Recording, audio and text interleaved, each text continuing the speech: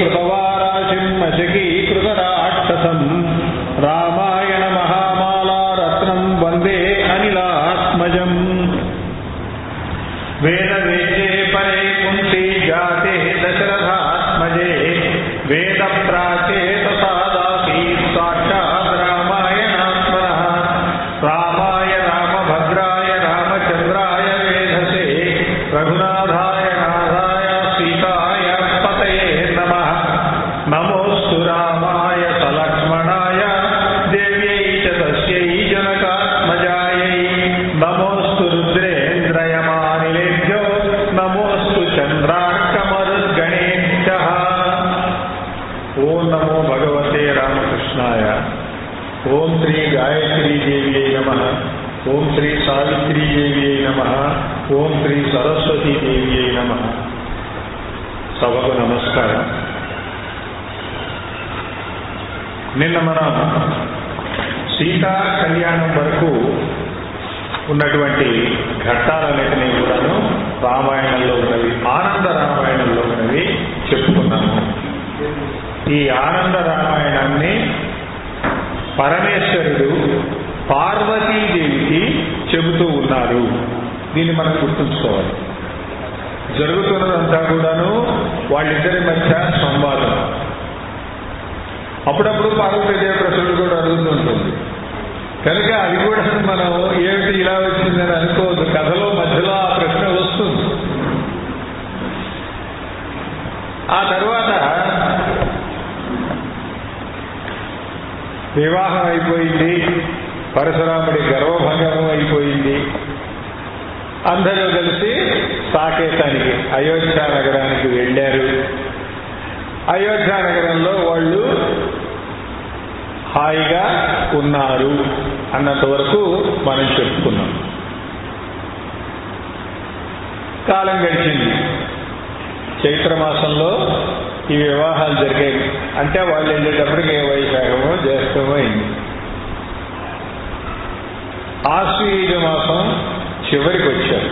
అంటే సుమారు 5-6 నెలలు అయిపోయింది. జనకుడి భార్య సుమేధకి వీళ్ళకి కూడాను పిల్లల్ని మరి పంపించారు కదా, వాళ్ళకి కొంచెం దిగులు ఉంటుంది. కాబట్టి వాళ్ళు ఏం చేశారంటే పెద్ద పండగ ఒకటి వస్తుంది. అంటే కార్తీక మాసంలో మనం దీపోత్సవం చేస్తాం. కార్తీక మాసం అంతా కూడా దీపాలు పెడతాం. దానికి ముందు అంటే ఆశ్వయుజ మాసం చివరి రోజు కార్తీక మాసం దీపోత్సవం మొదలు కావడానికి ముందు ఓ ఉత్సవం జరుగుతుంది. దాని పేరు దీపావళి. అంటే దీపాల యొక్క సమూహం. ద్వాపర యుగంలో సత్యభామ సహాయంతో శ్రీకృష్ణుడు నరకుడిని సంహరించింది చతుర్దశి అయింది. ఆశ్వయుజ చతుర్దశి అయింది. కాబట్టి ఈ చతుర్దశి మర్నాడు జరిగేటువంటి దీపోత్సవానికి దానికి కలిపి మనం ఇక్కడ నరక చతుర్దశి దీపావళి అని చేసుకుంటున్నాం. కానీ కార్తీక మాసం అంతా మనం జరపబోయేటువంటి దీపోత్సవానికి నాందిగా జరిగేది ఆశ్వయుజ మాసంలో ఉండేటువంటి దీపావళి. కాబట్టి ఈ దీపావళి ఉత్సవానికి మీరందరూ సపరివారంగా రావలసింది. మీ మంత్రులు, మీ కుటుంబము సపరివారంగా మీ సాకేతపురంలో ఉండినటువంటి అందరూ రావాల్సింది అని చెప్పి జనకుడు ఆహ్వానం పంపించాడు. పంపిస్తే దశరథుడు ఆమోదించి మిథిలా నగరానికి బయలుదేరాడు. తర్వాత బంధుజనాన్ని అందరినీ తీసుకొని మిథిలా నగరానికి బయలుదేరాడు. వాళ్ళందరికీ మర్యాదలు చేశాడు, విందులు చేశాడు. పండక్కి వాళ్ళకి, అల్లుళ్ళకి, వీళ్ళందరికీ కూడా దివ్యాభరణాలు ఇచ్చాడు, దివ్య వస్త్రాలు ఇచ్చాడు. వాళ్ళందరినీ కూడాను సత్కరించాడు, వినోదాలతో ఆనందింపజేశాడు. పండగ అయిపోయింది. అందరూ కూడా సాకేతానికి తిరుగు ప్రయాణం అయినారు.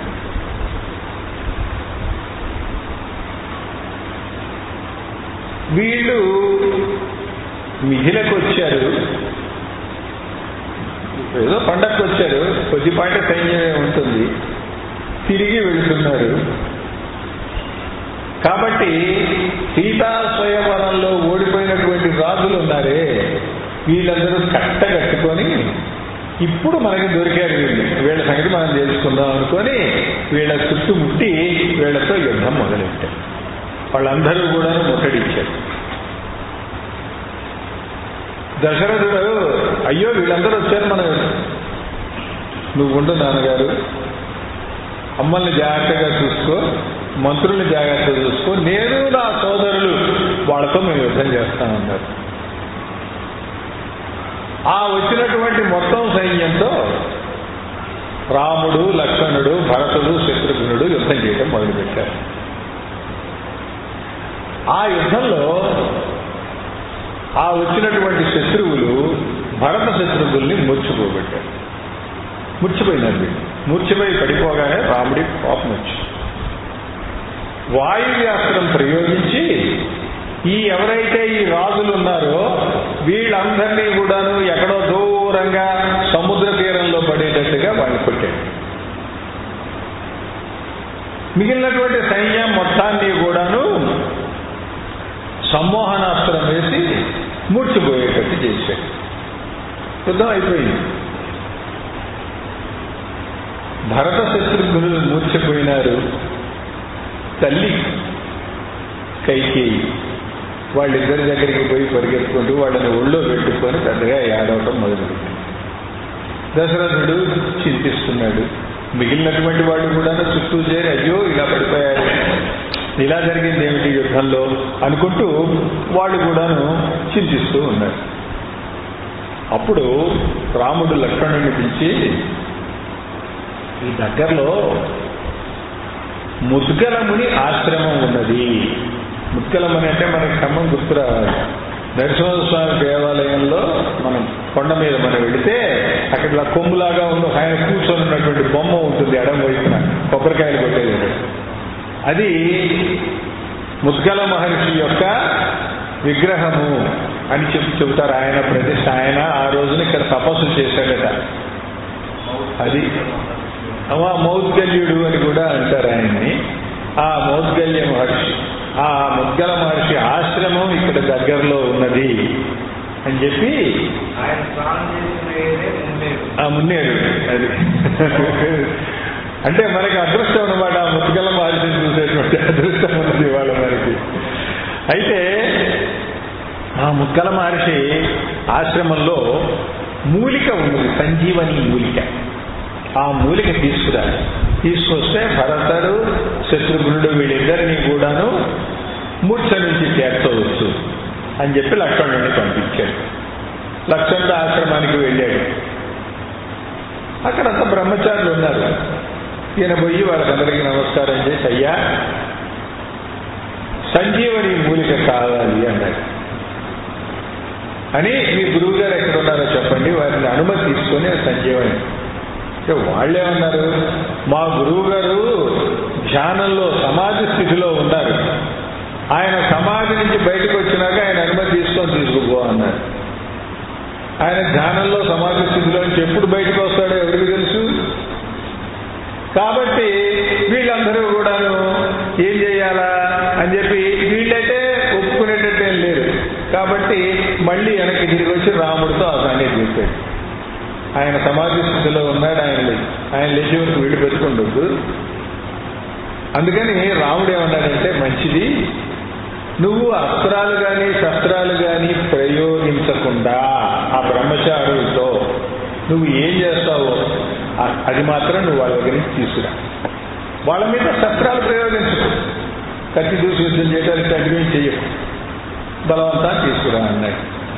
వెళ్ళాడు. వాళ్ళు అడ్డం వచ్చాడు, వాళ్ళని అటు ఇటో తోశాడు. మొత్తం మీద బలవంతా సంజీవని మూలికని పీక్కొచ్చాడు. ఆ మూలికని తీసుకురాగానే వీళ్ళిద్దరిని భరత శత్రుఘ్నులిద్దరికీ కూడాను ఆ మూలిక ప్రయోగించటము, వాళ్ళిద్దరూ కూడాను స్వస్థత చేకూరటం అయిపోయింది. ఈ లోపల ధ్యానంలో ఉండినటువంటి ముద్గల మహర్షి లేచాడు. లేవగానే ఈ శిష్యులందరూ కూడా ఆయన దగ్గరికి చేరి, వాడెవడో లక్ష్మణుడట వచ్చాడు, మమ్మల్ని అందరినీ పక్కకి తోసి వద్దంటున్నా వినకుండా ఆ సంజీవాన్ని తీసుకెళ్ళాడు అంటే ఎవరు వాడు కనుక్కొని రపోండి. వివరాలు అడగండి పోండి అన్నారు. వెంటనే వీళ్ళందరూ ఉన్నటువంటి దగ్గరికి ఆ శిష్యులు వచ్చారు.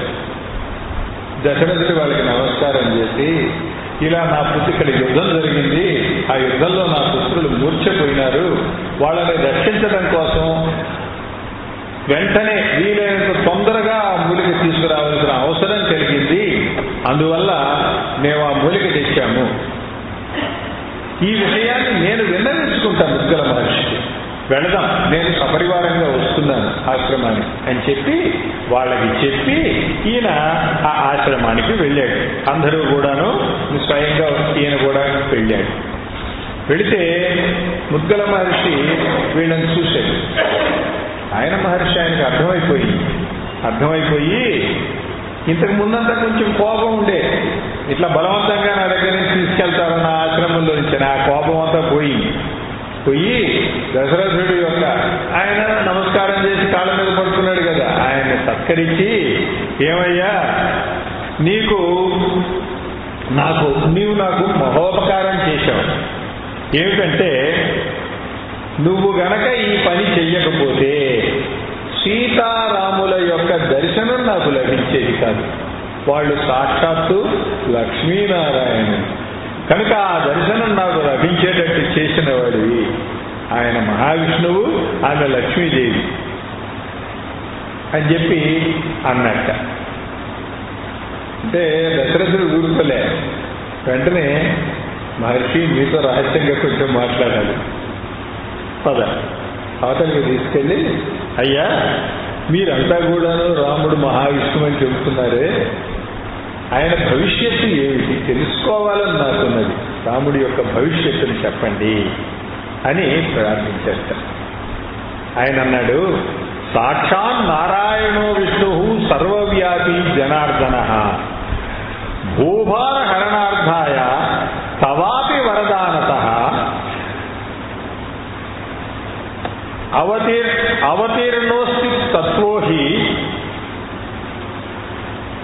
తవ పుణ్య మహోదయాత్ అధర్మస్య వినాశంచ వృద్ధిం ధర్మస్య సాదరం.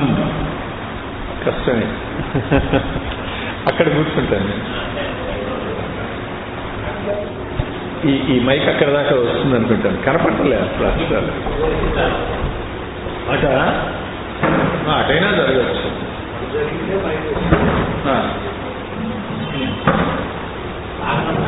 చాలా ఇబ్బందిగా ఉంది, కనపడలేదు.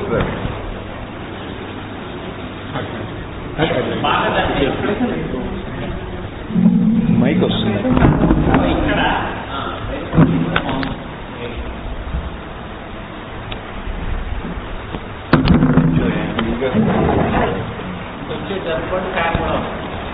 ఫ్యాన్ వద్దండి, ఫ్యాన్ తీసేయాలి.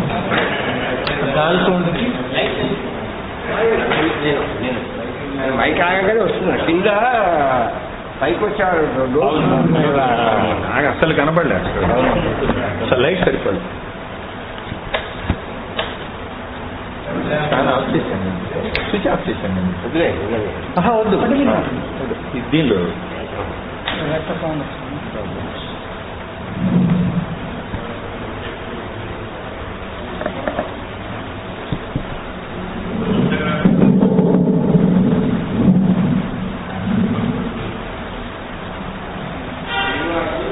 సాక్షాన్ నారాయణో విష్ణు సర్వవ్యాపీ జనార్దన భూభార హరణార్థాయ తవాపి వరదానత అవతీర్ణోస్తి తత్వోహి తవ పుణ్య మహోదయాత్ అధర్మస్య వినాశంచ వృద్ధిం ధర్మస్య సాదరం అన్నాడట. ఆయన సాక్షాత్తు నారాయణుడు, విష్ణువు సర్వవ్యాపి. విష్ణు అనే మాటకు సర్వవ్యాపి అని అర్థం. జనార్దన అంటే జనులందరి చేత కోరబడేవాడు అని అర్థం. జనార్దనుడు ఈ భూభారాన్ని తగ్గించటానికి నీకు వరం ఇచ్చాడు కనుక ఆయన దిగి వచ్చాడు. నీ పుణ్యమహోదయం వల్ల ఆయన నీకు కుమారుడిగా జన్మించాడు.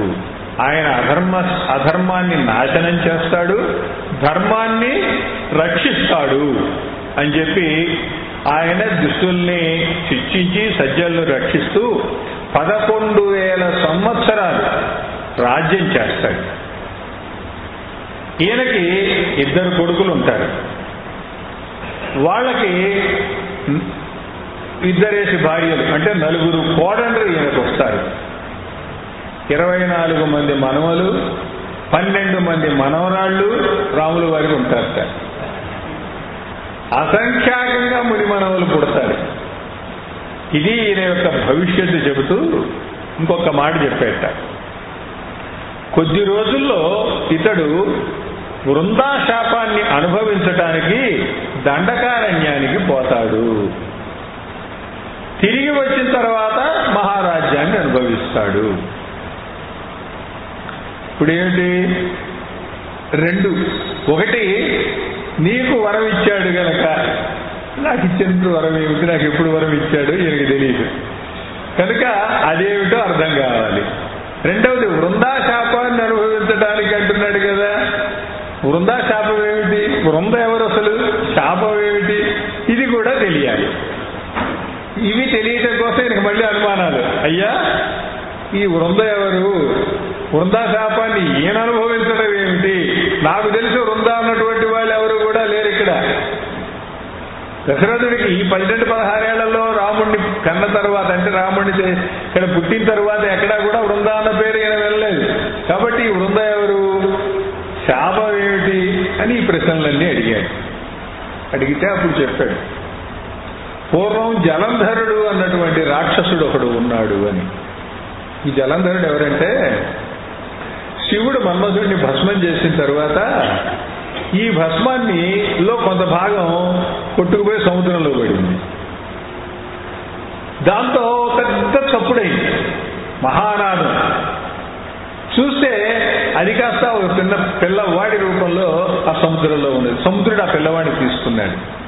తీసుకొని బ్రహ్మదేవుడికి చూపించి, వీడు నా కుమారుడు, వీడికి పేరు పెట్టండి అన్నాడు. నీళ్ళల్లో పుట్టాడు కనుక జలంధరుడు అన్నాడు. అని చెప్పి వరాన్ని కూడా ఇచ్చాడు. వీడికి శివుడితో తప్ప ఇంకా ఎవరితోనూ ఎలాంటి భయము లేదు అని చెప్పి ఇచ్చాడు. పెరిగి పెద్దవాడైనాడు.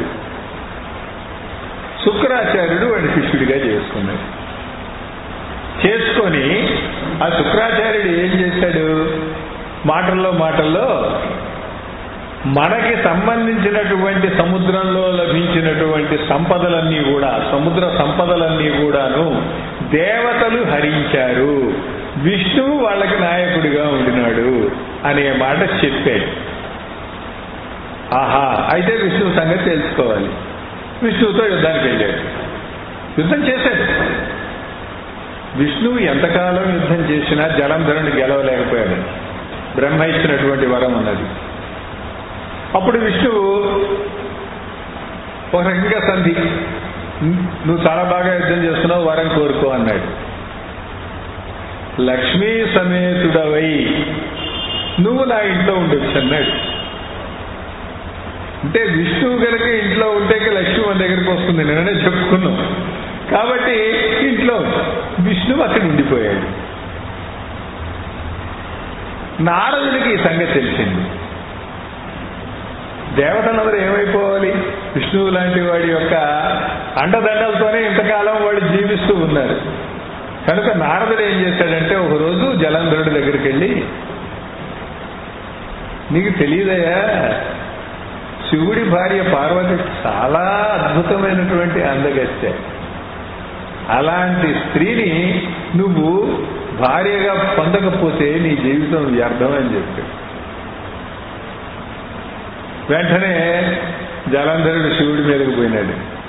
శివుడి దగ్గరికి పోయి, నీ భార్యను నాకు ఇచ్చేయన్నాడు. పార్వతిని నాకు ఇచ్చేయన్నాడు.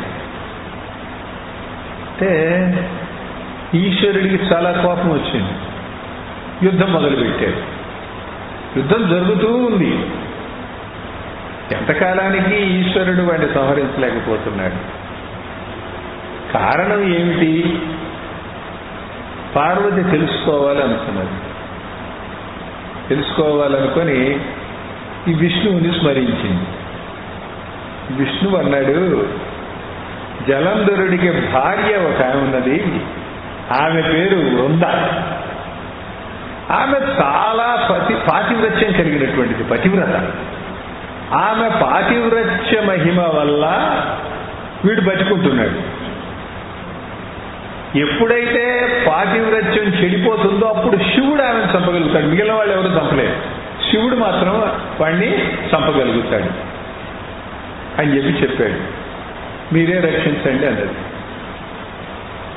ఆ రాత్రి వృందకి ఒక స్వప్నం వచ్చింది. ఆ కలలో భర్తారం మహిషారూఢం తైలాభ్యక్తం దిగంబరం దక్షిణాశాగతం ముండం తమసాప్యావృతం తదా చీకట్లో గుండు కొట్టించుకొని ఒంటి నిండా నూనె రాసుకొని దున్నపోతు మీద ఎక్కి దిగంబరంగా దక్షిణం వైపుగా తన భర్త పోతున్నాడు, జలంధరుడు పోతున్నాడు అన్నట్టుగా కల వచ్చింది. భయంకరమైనటువంటి కళ. ఏమైపోయినాడు అని చెప్పి ఇవిడ బాధపడి, ఆ మనసులో ఉండేటువంటి ఆ బాధ దాన్ని తగ్గించుకోవడం కోసం కకావికలమైపోయినట్టు మనసు చెలికత్తలతో కలిసి ఆ దాన్ని తలుచుకుంటూ అక్కడి నుంచి కాస్త సేద తీరటం కోసం అక్కడ ఉండేటువంటి ఉద్యానవనంలోకి పోయింది. ఆమె ఆ ఉద్యానవనంలో విహరిస్తూ ఉండగా ఇద్దరు రాక్షసులు వచ్చారు. ఆ రాక్షసులు ఆమెని భయపెట్టారు. భయపడి ఈమె పరిగెడుతూ పోయింది. రాక్షసులు వెంటబడ్డారు. ఈమె పరిగెడుతూ ఉంటే ఒక ముని కూర్చొని అక్కడ తపస్సు చేసుకుంటూ కనపడ్డాడు. ఈమె ఆ ముని కాళ్ళ మీద పడి శరణు వేడింది. ఆ ముని కళ్ళు తెరిచి ఒక్కసారి హుంకరించాడు. ఆయన హుంకరించగానే ఆ రాక్షసులు కాస్త పారిపోయారు. ఆమె ఆ మునిని ప్రార్థించింది, అయ్యా నా భర్త ఎలా ఉన్నాడో చెప్పాల్సింది అని చెప్పి ప్రార్థించింది. ఆమె ప్రార్థిస్తున్నది ఈయన ఆకాశం వైపు చూశాడు. ఆకాశంలో 2 కోతులు కనపడ్డాయి, నమస్కారం చేస్తున్నాయి ఈ మునికి. ఆ కోతుల వైపు సైగ చేశాడు. ఆ కోతులు అదృశ్యమైపోయి క్షణంలో జలంధరుడి శరీరం తీసుకొచ్చి అక్కడ పడేసింది. బోరున ఏడ్చింది.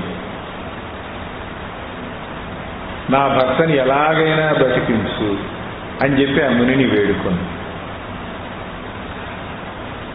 ఆ ప్రార్థిస్తుంటే ఈ ముని అన్నాడు, నాయం జీవయితుం శక్య రుద్రేణ నిహతో యుధి. యుద్ధంలో రుద్రుడి చేత సంహరింపబడినటువంటి వాడిని జీవింపజేయడం నా వల్ల ఎటువంటి పని. తథాపి తత్కృపావిష్ట పునఃసంజీవయామ్యహం. అయినప్పటికీ కూడాను నీ మీద కృపతో నేను వాడిని బతికిస్తాను అన్నాడు. అని ఆ ముని మాయమైపోయాడు. జలంధరుడు లేచాడు, బతికి లేచాడు. ఎదురుగా భార్య కనపడింది. ఆనందంగా కౌగలించుకున్నాడు. ఈమెకు కూడా చాలా ఆనందం వేసింది. వాళ్ళిద్దరూ ఆ ఉద్యానవనంలో విహరించడం మొదలుపెట్టారు. చాలా కాలం గడిచింది.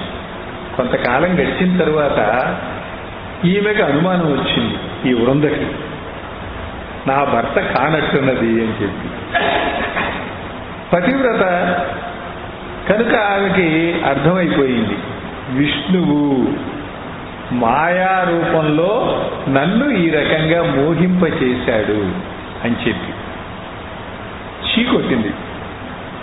చీకొట్టి ఇతరుల భార్యల పొందుతో వాళ్ళ శీలాన్ని అపహరించావు కాబట్టి నువ్వు కూడాను రాక్షస రూపంలో వచ్చిన వాళ్ళు నీ దగ్గర ద్వారపాలకులుగా ఉండేటువంటి జయ విజయులు, వాళ్ళు నీ భార్యని అపహరిస్తారు. వానర రూపంలో కనపడి ఈ శరీరం లాంటి దాన్ని తెచ్చి నా దగ్గర పెట్టారే, ఈ శరీరాన్ని, వాళ్ళు పుణ్యశీల సుశీలలు అనేటువంటి నీ భృత్యులు.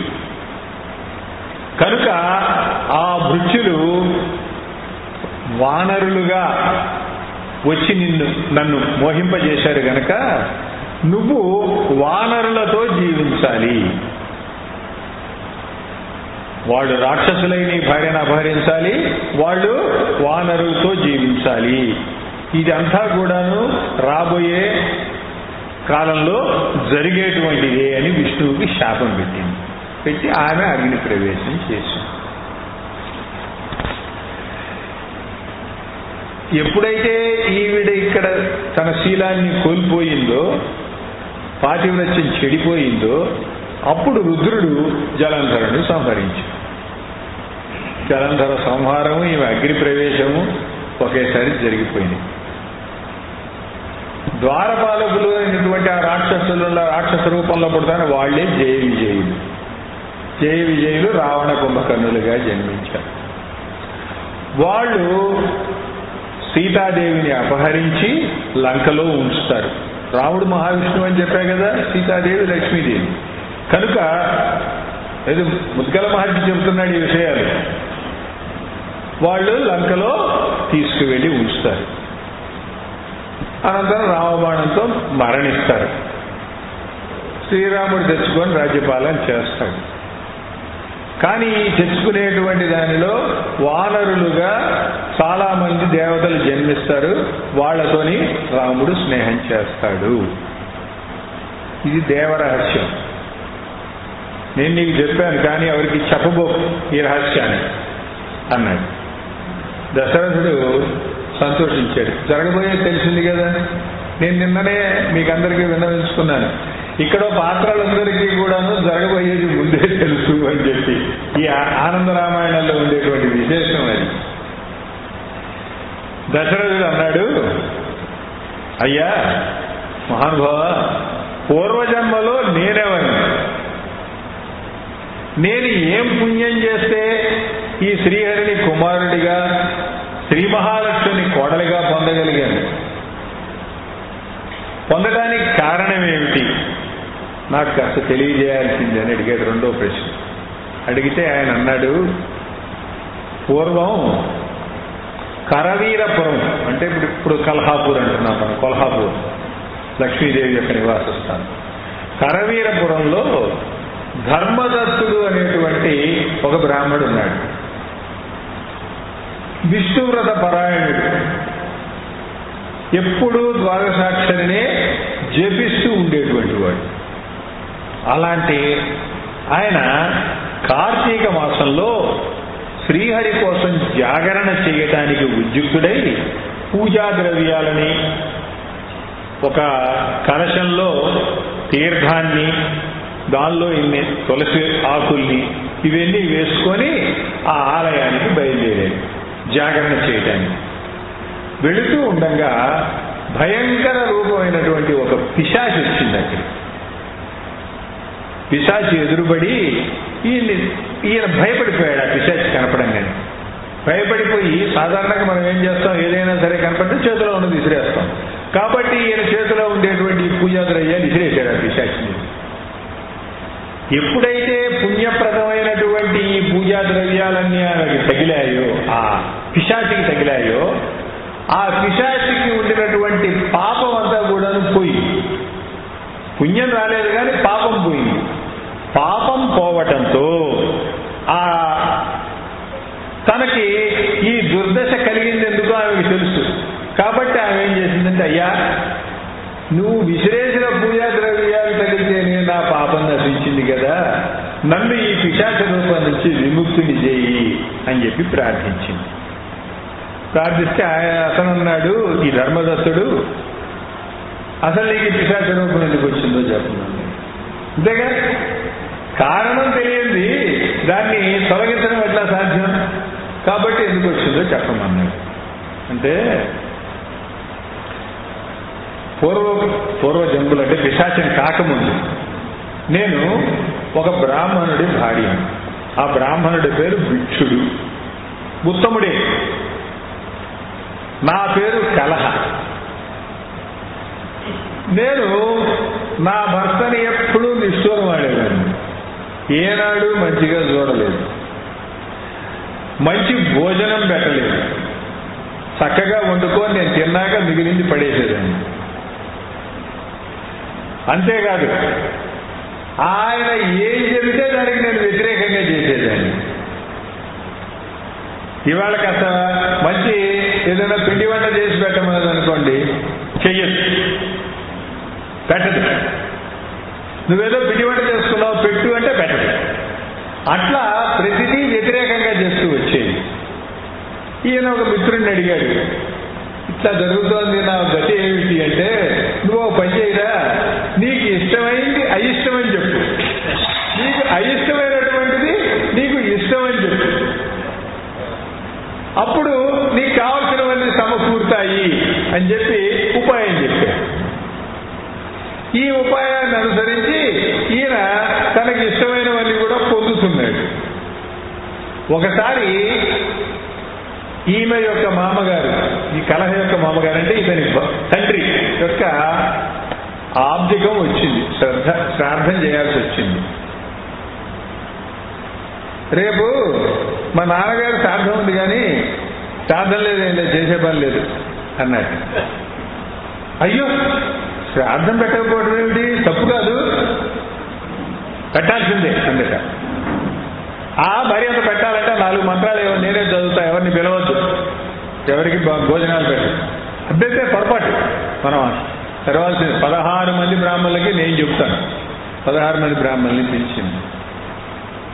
ఏదో కింద భోజనించి పంపిద వాళ్ళేం వస్తే వాళ్ళకి భోజనాలు గిజనాలు ఏం ఏర్పాటు చేయొద్దు.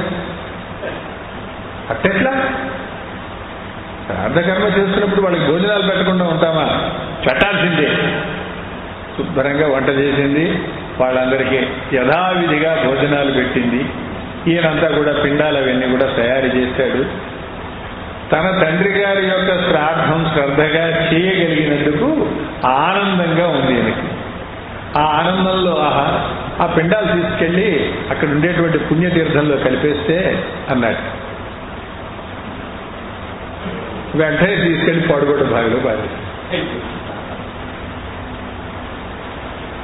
ఈయనకి గృహ వచ్చింది. అయ్యో, పొరపాటును మాట్లాడేవాడు, బావిలో పారేసావా, మంచి పని చేశావు, వాటిని పొరపాటును కూడా బయటికి తీయకు, అక్కడే ఉండి అన్నాడు. అని చెప్పి బావిలోకి దిగి తీసింది, బయటికి తీసుకుని తీసావా, తీసావు కానీ వాటిని మాత్రం ఆ తీర్థం వైపు తీసుకుపోకు, వేయబోకు. అట్టెట్లా తీసుకెళ్ళి ఆ తీర్థంలో కలిపి ఇట్లా అన్నీ కూడాను వ్యతిరేకంగా చెబుతూ విసిగిపోయాడు.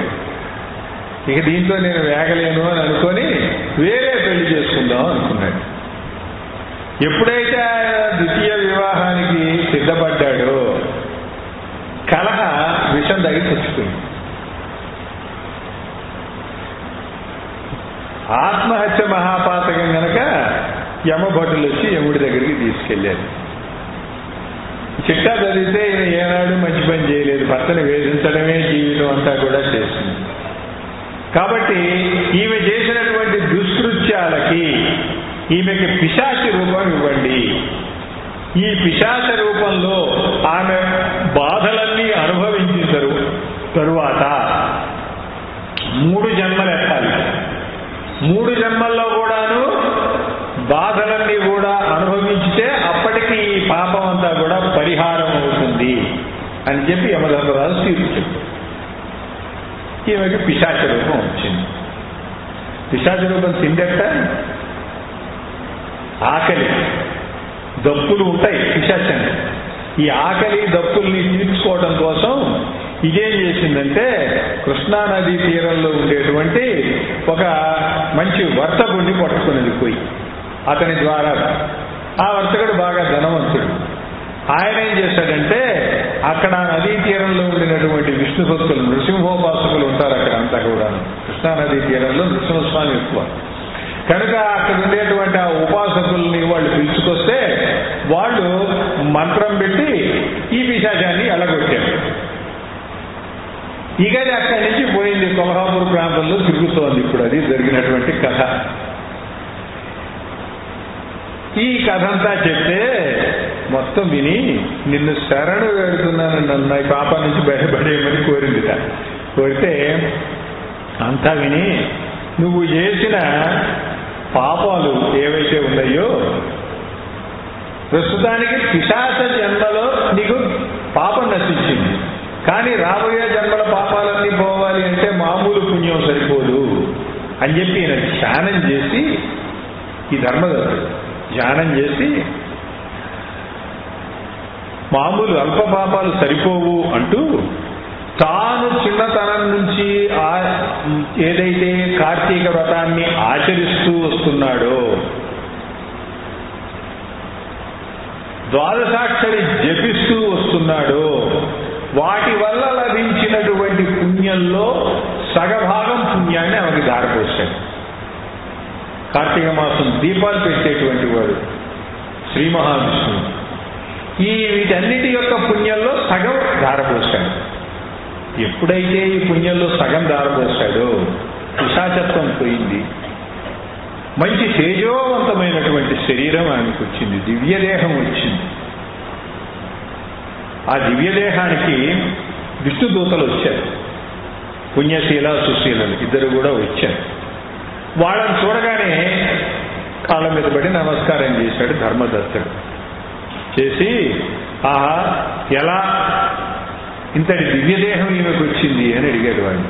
అడిగితే, నువ్వు బాల్యం నుండి చేసినటువంటి కార్తీక వ్రత పుణ్యం ఉన్నదే, దానం చేసావు కదండి, కాబట్టి ఆ దానం యొక్క ఫలితం ఎలా ఉంటుందంటే రెండింతలైంది. రెండింతలైపోయి ఈ గత జన్మలో చేసినటువంటి పాపాలన్నిటి నుంచి విముక్తి పొందింది. మంత్రజలంతో స్నానం చేయించు అంటే ఈయన ఇచ్చేశాడు కదా, ఇలా ఆమె చేతిలో పోశాడు, ఏది మొత్తం పుణ్యాన్ని సమర్పిస్తూ పోశాడు, దానం చేశాడు. ఈ మంత్రజలంలో నీవు స్నానమైంది గనక నీకు రాబోయేటువంటి 3 జన్మల్లో ఏవైతే నువ్వు బాధలు అనుభవించాలో అవి కూడా నశించిపోయాయి. దీపదానం చేశావు కార్తీక మాసంలో, దానివల్ల తేజో రూపం ఆమెకు వచ్చింది. కాబట్టి నువ్వు ఈ కార్తీక మాస వ్రతాన్ని అనుభవిస్తూ ఉండు, చివరికి నీ జన్మాంతంలో నీ భార్యతో సహా విష్ణులోకానికి నువ్వు చేరతావు అని చెప్పి వాళ్ళు ఆశీర్వదించి ఆమెను తీసుకొని విష్ణువుకి వెళ్ళిపోయారు. ఇది కార్తీక మాసంలో విష్ణువుని ఆరాధించటం వల్ల కలిగేటువంటి పుణ్యఫలం. ఎవరెవరు ఈ వ్రతాన్ని చేశారు అంటానికి ధ్రువుడు ఆ వ్రతాన్ని చేశాడు, ఉత్తానపాదుడి కొడుకు. అలాగే విష్ణునామ స్మరణ వల్ల గజేంద్రుడు, విష్ణువు యొక్క చక్రం తగలటం వల్ల మొసలి, వీళ్ళిద్దరూ కూడాను పుణ్యాత్ములయ్యి పుణ్యశీల సుశీల అనేటువంటి పేరుతో విష్ణు దూతలమైనాము. ఈ విషయాన్ని వాళ్ళే చెప్పారు. చెప్పి కాబట్టి ముద్గల మహర్షి చెబుతున్నాడు, ఆ ధర్మదత్తుడివి నువ్వే.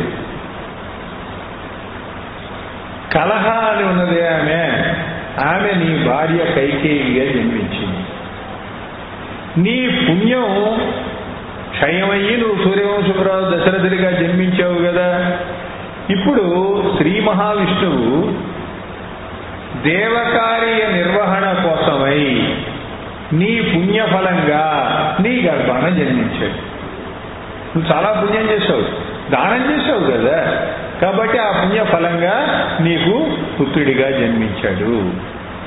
రావణాది రాక్షసులందరినీ ఆయన చంపి రాజ్యం చేస్తాడు. చైత్రం, వైశాఖం, కార్తీకం, మాఘం ఈ 4 నెలల్లో విష్ణు వ్రతాన్ని ఎవరైతే చేస్తారో వాళ్ళ పుణ్యఫలంతో ఏ యజ్ఞాలు, తీర్థసేవనాలు ఇవేవి కూడా సాటి రావు అని పుణ్యశీల సుశీల చెప్పి విష్ణులోకానికి వెళ్ళారు. ఆ ధర్మదత్తుడే ఇప్పుడు దశరథ మహారాజుగా జన్మించాడు, సూర్యవంశపురాజుగా జన్మించాడు.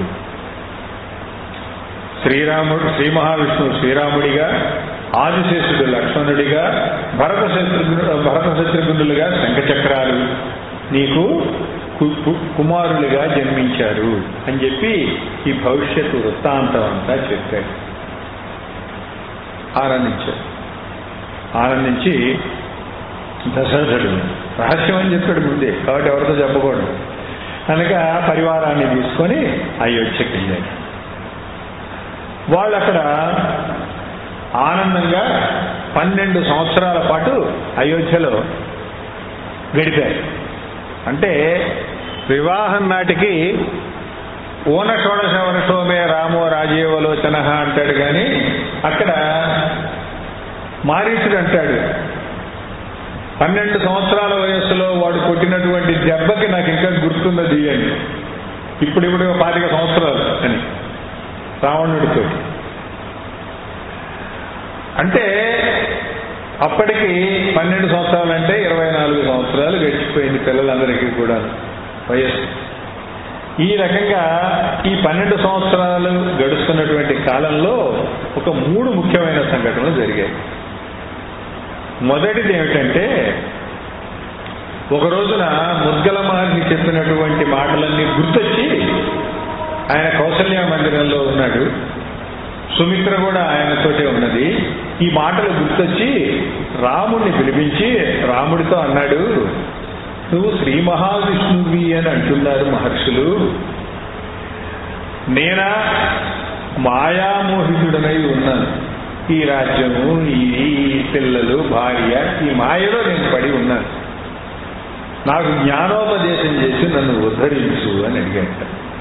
అడిగితే రాముడు వాళ్ళ ముగ్గురికి కూడాను జ్ఞానోపదేశం చేశాడు, జ్ఞానం అందించాడు. ఏం జ్ఞానం అందించాడు అంటే, చాలా సూక్ష్మంగా చెబితే ఈ ప్రపంచం అంతా కూడా నశించిపోయేది, సచ్చిదానంద రూపుడైనటువంటి పరమాత్మ ఒక్కడే శాశ్వతం.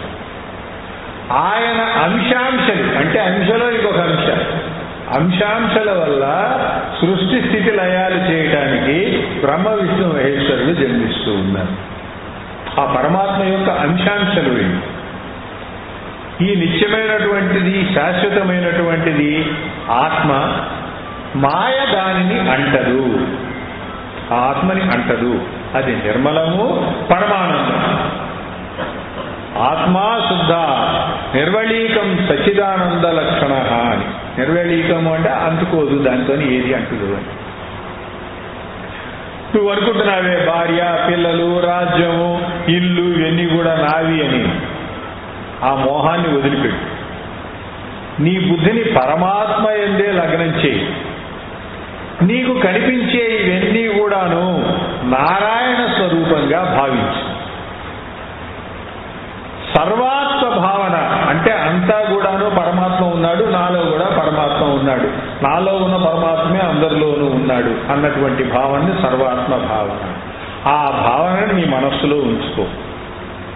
సత్యము, సదాచారము, కరుణ, శాంతి, సహనం ఇలాంటి మంచి లక్షణాలతో నువ్వు జీవించు. దుర్లక్షణాలన్నిటినీ వదిలిపెట్టు, వేద మార్గాన్ని అవలంబించు. అప్పుడు ఈ సంసార క్లేశం ఏదైతే ఉన్నదో దాని నుంచి నువ్వు బయటపడగలుగుతావు. ఈ అజ్ఞానాన్ని పోగొట్టేటువంటి ఈ విషయాలు ఏవైతే ఉన్నాయో ఇవి మీలోనే దాచుకోండి. మీ ముగ్గురు కూడా ఇంకెవరికి కూడాను మీరు చెప్పవద్దు. నువ్వు నాందే మనస్సు నిలుపు, నాందే ప్రాణాలు నిలుపు, నాందే దృఢభక్తి కలిగిన వాడివి కా. మీరు ఆలోచించండి, కొడుకు పోయినాడని చెప్పి దశరథుడు పోలేదండి. ఇది తలకెక్కే దశరథుడు ప్రాణాలు విడిచాడు. ఆయన ఏంటే ప్రాణాలు ఉంచుకున్నాడు కదా, ఆయన దూరం అయితే ఎలా బతకగలుగుతాడా? ఆయన ఏంటే మనసు ఉంచుకున్నాడు కదా, అందువల్ల ఆయన పోయినాడు. 4 కొడుకుల్లో ఒక కొడుకు అడవులకు పోయి 14 ఏళ్ళ తర్వాత తిరిగి వస్తాడంటే చచ్చిపోవాల్సిన అవసరం దశరథుడికి ఏముంది? ఆ ప్రశ్నకి సమాధానం జ్ఞానోపదేశంలో అని చెప్తే వాళ్ళు ఇంత జ్ఞానం ఇచ్చినటువంటి వాడు కదా, నమస్కారం చేసి తల్లిదండ్రులు పెద్దలకి నమస్కారం చేయరాదు అని చెప్పి ఈయనే వాళ్ళ పాదాలకి నమస్కారం చేసి తన మందిరానికి వెళ్ళిపోయాడు. తర్వాత ప్రజలందరూ కూడా ఆయన్ని ప్రేమిస్తూ ఉండగా ఇది ఒక విషయం. కైకేయి తమ్ముడైనటువంటి యుధాజిత్ ఏమన్నాడంటే, ఉండమన్నాడుగా అప్పుడు యుధాజిత్తు తనతోనే ఉంచుకున్నాడని చెప్పుకున్నాం. యుధాజిత్ అన్నాడు, కైకేయిని అడిగాను, భరత శత్రుఘ్నులు అంటే ఆమె కొడుకులు కదా ఇప్పుడు వాళ్ళిద్దరినీ కూడాను కొంతకాలం మా ఇంటికి తీసుకెళ్తాను అన్నాడు. అని దశరథుడిని అనుమతి అడిగాడు. దశరథుడు ఒప్పుకున్నాడు.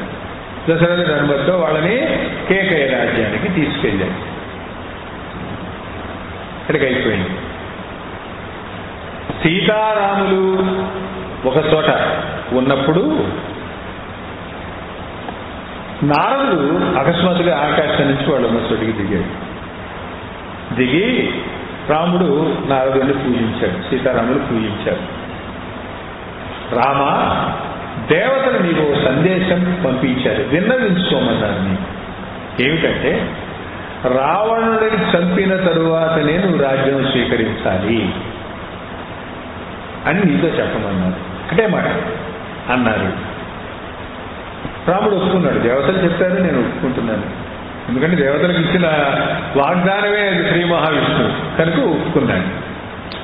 ఒప్పుకున్నాక రాముడు ఏమన్నాడంటే సీతతో, సీత, లక్ష్మణుడితో కలిసి నేను రావణ సంహారానికి దండకారణ్యానికి వెళ్తాను. నువ్వు అత్తమామలను సేవిస్తూ అయోధ్యలో ఉండు అని చెప్పాడు. సీత రాముడికి నమస్కరించి, లేదు లేదు, నన్ను కూడా తీసుకెళ్ళండి అన్నది. దానికి ఆమె 3 కారణాలు చెప్పింది. మొదటి కారణం ఏమిటంటే, నా చిన్నతనంలో, వాల్మీకి కూడా రాసిన విషయం, నా చిన్నతనంలో ఒక హస్త సాముద్రిక వేట నా చేయి చూశాడు. చేయి చూసి ఈమెకి వనవాసం వెళ్ళేటువంటి రేఖ ఉన్నది అని చెప్పాడు.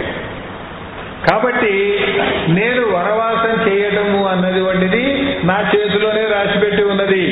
శాస్త్రం తప్పదు కదా, కాబట్టి నేను నీతో వనవాసానికి రావాల్సిందే. మొదటి విషయం. రెండో విషయం, స్వయంవరంలో నువ్వు శివధనస్సు ఎత్తేటప్పుడు నేను దేవతలకు మొక్కుకున్నా. నువ్వు గనక శివధనస్సు ఎత్తేటట్లుగా వాళ్ళ భుజశక్తి అంతా కూడా నీకు ఇస్తే, శివధనస్సుని పువ్వులాగా తేలికగా చేస్తే, నేను మునివృత్తి అవలంబించి 14 సంవత్సరాలు వనవాసం, నేను చెప్పుకున్నాం ఈ మాట, సంవత్సరాలు వనవాసం చేస్తాను అని చెప్పి మొక్కుకున్నా. ఆ మొక్కు తీర్చుకోవడానికైనా నేను నీ వెంట రావాల్సిందే కదా. ఇది 2. మూడవది, మహర్షులు పూర్వకల్పాలలో జరిగినటువంటి రామాయణ గాథని చెబుతూ ఉంటే నేను విన్నా. జనకుడి దగ్గర వీళ్ళందరూ కూడా మహర్షులు మాట్లాడుతుండేటువంటి వాళ్ళు అనేక విశేషాలు చెప్పేవాళ్ళు. పూర్వకల్పాలలో జరిగినటువంటి రామాయణ గాథని వాళ్ళు చెప్తున్నారు. ఆ చెబుతున్నటువంటి రామాయణ కథలన్నిటిలో కూడాను సీతా సహితంగానే రాముడు వనవాసానికి వెళ్ళాడు. అయినప్పుడు ఈసారి నేను లేకుండా నువ్వు వెళ్ళబోతావు, ఈ కల్పంలో ఏమైనా తేడా వస్తుందా ఏంటి? కాబట్టి కుదరదు, నన్ను తీసుకెళ్లాల్సిందే అన్నది.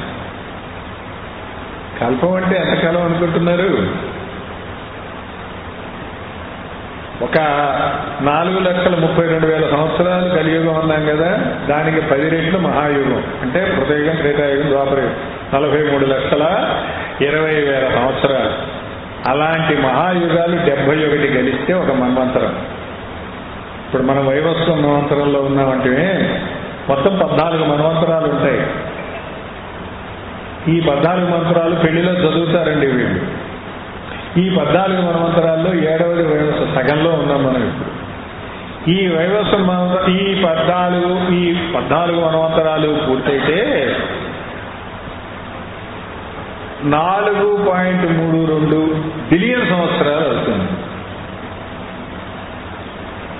దాన్ని ఒక కల్పము అంటారు. అంటే బ్రహ్మదేవుడు కల్పించినటువంటిది ఇదంతా కూడా, కనుక దాన్ని కల్పము అన్నారు. ఈ మొత్తం కల్పం అంటే బ్రహ్మదేవుడికి ఒక రోజు, అంటే పగలు, రోజు కాదు, ఒక పగలు. నిద్రపోతాడు ఆయన తర్వాత. మళ్ళీ ఇన్ని 4.32 బిలియన్ సంవత్సరాలు ఆయన నిద్రపోతాడు. అంటే ఈ కల్పం ఇక నశించిపోయింది, మళ్ళీ కల్పించాలి ఆయన నిద్రలేచి. అంటే 8.64 బిలియన్ సంవత్సరాలు. ఇలాంటిది బ్రహ్మదేవుడు ఒక రోజు కదా నేను చెప్పాను. ఇప్పుడు దాన్ని 100 సంవత్సరాలు లెక్కేసుకోండి. తీసుకుంటే వాళ్ళు వచ్చినటువంటి లక్ష్యం ఏమిటంటే 4.1104 ట్రిలియన్ ఇయర్స్ అండి. 1 ట్రిలియన్ అంటే 1 తర్వాత 12 సున్నాలు పెడితే వచ్చేటువంటి 1 ట్రిలియన్. అలాంటిది 411 ట్రిలియన్ సంవత్సరాలు. అప్పుడు బ్రహ్మదేవుడు మారిపోతాడు, భవిష్యత్ బ్రహ్మ హనుమంతుడు ఆంజనేయ స్వామి. ఇది కథ. కాబట్టి ఈ కల్పాల్లో జరిగినటువంటి కథ మహర్షులకి గుర్తుంటుంది. ఎందుకంటే బ్రహ్మ బతికున్నంతకాలం వీళ్ళు మహర్షులు బతికుంటారు. మనిషి మారుతాడు కానీ కథ నడుస్తూనే ఉంటుంది. సప్తర్షులు మారుతారు, కల్పం మారినప్పుడు పేర్లు మారుతాయి. పూర్వకల్పంలో ఎవరు సప్తర్షులు, ఈ కల్పంలో ఎవరు సప్తర్షులు, మనుషులు మారుతారు కానీ వాళ్ళందరి యొక్క శక్తి అలాగే ఉంటుంది. ఇది కథ. కనుక పూర్వకల్పంలో జరిగినటువంటి విషయాన్ని జనక మహారాజుకు వీళ్ళు చెబుతూ ఉండగా వీడు విన్నది సీతాదేవి. వినడం వల్ల అన్ని కల్పాల్లోనూ సీతతోనే రాముడు అడవికి వెళ్ళాడు కనుక నన్ను ఈ కల్పంలో ఎందుకు తీసుకెళ్ళవని అడిగింది వయస్కున్నాను. అది జరుగుతున్నది. ఇప్పుడు రాముడు నవ్వేట. నవ్వి సరే మంచిది అలాగే అని ఒప్పుకున్నాడు.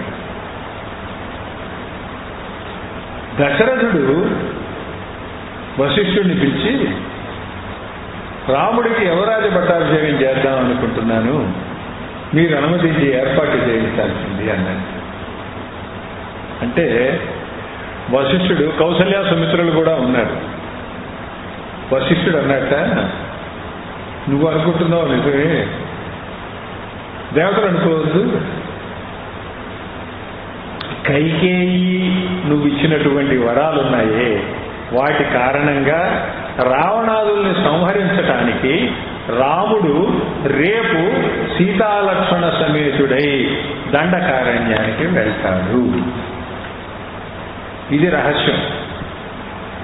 కానీ ఈ రహస్యాన్ని మీరు ప్రకటించవద్దు, ఎక్కడా చెప్పొద్దు. నువ్వు అనుకుంటున్నానన్నావు కదా, ఈ పాటికే నువ్వు అనుకుంటున్న విషయం 10 మందికి చెప్పుకుంటాడు. వశిష్ఠుడిని పిలిచే ముందే అక్కడ మంత్రులకు తెలుస్తుంది కదా. కాబట్టి యథావిధిగా ఈ పట్టాభిషేకం ఏర్పాట్లన్నీ చేయి అని చెప్పి రాముడి దగ్గరికి వెళ్ళాడు. ఇంకో మాట కూడా చెప్పాట, రాముడు దండకారణ్యానికి వెళ్ళినప్పుడు రామ విరహంతో నువ్వు మరణిస్తావు, స్వర్గానికి పోతావు, నీ భార్యలు రాముడు రాజ్యం ఏలటం చూస్తారు, నువ్వు ఆకాశంలో నుంచి చూస్తావు రాముడు రాజ్యం ఏలటాన్ని అంటూ దుర్లంఘా భావినీ రేఖ బ్రహ్మాదీనాం నృపోత్తమ అన్నాడట. ఓ రాజా, బ్రహ్మకి కూడాను ఈ జరగాల్సినటువంటిది ఆపడం సాధ్యం కాదు అని చెప్పి ఆయన వెళ్ళాడు. దుర్లంఘం దాటరానిది అని చెప్పాడు. బయటకు వచ్చి మంత్రులందరికీ కూడా పట్టాభిషేకం ఏర్పాట్లు చేయమని రాముడి దగ్గరికి వెళ్ళాడు. రామ, రేపు నువ్వు దండకారణ్యం వెళ్ళాలి, 14 సంవత్సరాలు అక్కడ ఉంటావు. రావణుడిని సంహరించిన తర్వాత తిరిగి వచ్చి రాజ్యం వెళ్తాం. నారదుడు ఏం చెప్పాడు అదే చెప్తున్నాడు చూడండి. అయినా లోకరీతిని అనుసరించి మీ తండ్రి గారు ఏం చెప్పారో అది అనుసరించు, విను, ఆ మాట విను, ఆచరించక్కర్లే, విను అన్నాడు. నగరంలో అంతా కోలాహలం మొదలైంది. మందర చూసింది, కైక దగ్గరికి వెళ్ళింది, కైకకి చెప్పింది. సరిగ్గా కైక ఈ మాటలు వింటున్న సమయానికి సరస్వతీదేవి మాయామోహితని చేసింది కైకని. ఆ సరస్వతీదేవి యొక్క మాయామోహానికి పడినటువంటిది ఈమె దశరథుడితో తన 2 వరాలు ఇయ్యమన్నది. మొదటిది ఒకటి భరతుడికి రాజ్యాభిషేకం, రెండవది రాముడికి 14 సంవత్సరాలు వనవాసం. ఇదంతా కూడాను ఎప్పుడైతే వరదానాన్ని గుర్తు చేసి చెప్పిందో దశరథుడు చెప్పమన్నాడని చెప్పి ఈమె చెప్పింది. రాముడు సీతా లక్ష్మణులతో కలిసి అరణ్యానికి బయలుదేరాడు. చాలా సంక్షిప్తంగా అరణ్యవాసానికి బయలుదేరి తమసా నది తీరంలో ఆ రాత్రి పడుకున్నాడు. మర్నాడు ఈ మిగిలిన వాళ్ళు వెంట వచ్చినటువంటి వాళ్ళందరినీ తప్పించుకొని శృంగబేరీపురం వెళ్ళాడు. శృంగబేరీపురంలో గుహుడు ఉన్నాడు. ఆ గుహుడు గంగని దాటిచ్చాడు. అక్కడి నుంచి భరద్వాజ ఆశ్రమానికి వెళ్ళాడు. భరద్వాజుడి యొక్క ఆశీస్సులు తీసుకొని యమునా నదిని దాటి వాల్మీకి ఆశ్రమానికి వెళ్ళాడు. అది చిత్రకూట, వాల్మీకి మహర్షి ఆశ్రమం. ఆ చిత్రకూటంలో ఈయన ఉంటున్నాడు. ఇది ఈయన ప్రయాణం. ఈ లోపల శ్రీరాముణ్ణి సీతతో కలిసి అరణ్యాల్లోకి వెళ్ళిపోయాడని చెప్పి వీళ్ళని రథం మీద తీసుకెళ్లినటువంటి సుమంతుడు తిరిగి వచ్చి చెప్పాడు. దశరథుడు దుఃఖంతో మరణించాడు. దశరథుడు మరణించగానే తైలద్రోణిలో ఆ శరీరాన్ని ఉంచి కేకయ్య చెప్పాక ఆఫ్ఘనిస్తాన్ అని కేకయ్య రాజ్యం అంటే అక్కడికి కబురు అంపాడు వశిష్ఠుడు. వాళ్ళు వచ్చారు. వచ్చే వరకు ఈ శరీరాన్ని కాపాడాడు. వచ్చారు. సరే జరగాల్సిన కథ అంతా కూడా మనకి తెలిసిందే. భరతుడు అన్నాడు, నేను రాజ్యం చేయడం ఏమిటి, ఆయన్ని మళ్ళీ రాముణ్ణి మళ్ళీ పిలుచుకొచ్చి రాజ్యంలో ఉండేటట్టుగా నేను చేస్తాను అని ఈయన బయలుదేరి. ఇది ఇక్కడ జరిగింది, అయోధ్యలో జరిగింది. మళ్ళీ చిత్రకూటానికి వెళితే అక్కడ ఒకనాడు శ్రీరామచంద్రుడు సీతాదేవి ఒడిలో తలబెట్టుకొని పడుకొని ఉన్నాడు. ఆ సమయంలో ఇంద్రుడి కుమారుడైనటువంటి వాడు ఒక కాకి రూపంలో వచ్చి సీతాదేవిని పొడిచి గోడతో చీరి ఆమెని గాయపరిచాడు. రక్తస్రావం అవుతోంది. రాముడికి నిద్రాభంగం అవుతుందని చెప్పి ఆమె కదలలేదు. ఆ రక్తపు బొట్టుబడి రాముడు నిద్ర లేచి చూసి వెంటనే అక్కడ ఉండేటువంటి ఒక గడ్డి పరకని మంత్రించి దాని మీద వేశాడు. దాన్ని ఇషీకాస్త్రము అన్నాడు. ఇషీకం అంటే రెలుగడ్డి, గడ్డి. ఈ అస్త్రాన్ని ప్రయోగించగానే ఆ కాకి వెంటబడింది ఆ అస్త్రం. ఆ కాకి బ్రహ్మాండం అంతా తిరిగింది. ఎక్కడికి పోయినా అది వదిలిపెట్టలేదు. తిరిగి చివరికి మళ్ళీ రాముడి యొక్క శరణ కోరింది. రాముడు కరుణించి ప్రాణం తీయకుండా కన్ను పోయేటట్టు చేసి దాని ప్రాణాలు కాపాడాడు. అందుకే కాకులు ఇట్లా చూస్తాయి పక్కకి. ఒక కన్నే కనపడుతుంది, రెండో కన్ను కనపడదు. అది ఆ రాముడి యొక్క ఇషీకాస్త్రం యొక్క ఫలితము అని చెబుతారు. సరే, భరతుడు తన యొక్క పరివారంతో, సపరివారం అంటే తన యొక్క తల్లి మంత్రులు మిగిలినటువంటి సేనాధిపతి సైన్యంతో చిత్రకూటానికి వచ్చాడు. వచ్చి రాముడిని రాజ్యం చేయమని అడిగాడు. రాముడు ఒప్పుకోలేదు. ఆ కథ చాలా నచ్చింది చిత్రకూటంలో. అంతా అయిపోయిన తర్వాత రాముడు చివరికి ఏమన్నాడంటే, నువ్వు కనుక రాజ్యం చేయడానికి రాకపోతే నేను ప్రాయోపేసం చేసి ఇక్కడే మరణిస్తాను అన్నాడు. మరణించడం అంటే ఎట్లా? రాజ్యం చేయాల్సిన వాడు భరతుడు, మరణించకూడదు. కాబట్టి రాముడు అన్నాడు, సరే మరణించడం కాదు, ప్రాయోపవేశం అక్కర్లేదు, నువ్వేం చేయమంటావు? నేనైతే రావడం కుదరదు. తండ్రి మాటని నేను అసత్యం చేయలేను. ఆ తండ్రి పోయినాడు కదా, పోయినప్పటికీ కూడాను ఒకసారి మాట ఇచ్చిన తర్వాత దాన్ని అసత్యం నేను చెయ్యను అని ఈయన పట్టుబట్టి కూర్చున్నాడు. ఆయన నువ్వు రాకపోతే చచ్చిపోతానని ఆయన కూర్చున్నాడు. సరే, వీళ్ళు అందరూ కలిసి సరే మంచిది, రాముడు వచ్చే వరకు భరతుడు రాజ్యం చెయ్యాలి, రాముడు వచ్చినాక రాజ్యాన్ని అప్పగించు. అంటే రాజ్యం అంటే నేను సింహాసనం మీద కూర్చొని నీ పాదుకలు ఇవ్వు, వాటిని సింహాసనం మీద పెడతాను. రోజు రాజ్య విషయాలన్నీ కూడాను ఆ పాదుకలకే నేను చెబుతాను. నిన్ను ఎలాగైతే నువ్వు కూర్చుంటే ఎలా జరుగుతుందో అలాగే ఇది జరుగుతుంది అని చెప్పి ఒప్పించి రాముడి యొక్క పాదుకలు తీసుకొని భరతుడు వెళ్ళాడు. పాదుకల్ని సింహాసనం మీద అంటే పాదుక పట్టాభిషేకం చేసి ఈయన మునివృత్తిలో నంది గ్రామంలో ఉన్నాడు. ఇప్పుడు అయోధ్యలో ఉన్న వాళ్ళందరికీ తెలిసిపోయింది, చిత్రకూటంలో శ్రీరాముడు, సీత, లక్ష్మణుడు ఉన్నారు. రాముడు చాలా ప్రేమాభిమానాలతో వాళ్ళందరినీ చూసుకున్నాడు కనుక ఆయన చూడటానికి రోజు జనాలు రావడం వాళ్ళు. ఎప్పుడైతే ఈ జనాలు ఎక్కువైపోయినారో అక్కడ ఉన్నటువంటి ఋషుల యొక్క ఆశ్రమం, వాళ్ళ ఆశ్రమంలో జరిగేటువంటి పూజా పునస్కారాలు, యజ్ఞయాగాది క్రతువులు, తపస్సులు ఇవేటికి భంగం వస్తుంది. జనాలు అటు వాళ్ళందరి నుంచి దూరంగా పోయి కదా వాళ్ళు తపస్సు చేసుకుంటున్నారు అక్కడ. అలాంటిది మళ్ళీ ఇక్కడికి జనాలు వస్తే కాబట్టి రాముడు సీతా లక్ష్మణులతో సహా అక్కడి నుంచి లోపలికి వెళ్ళిపోయాడు. దక్షిణానికి ఇంకా లోపలికి వెళ్ళిపోయాడు. వెళ్ళిపోయి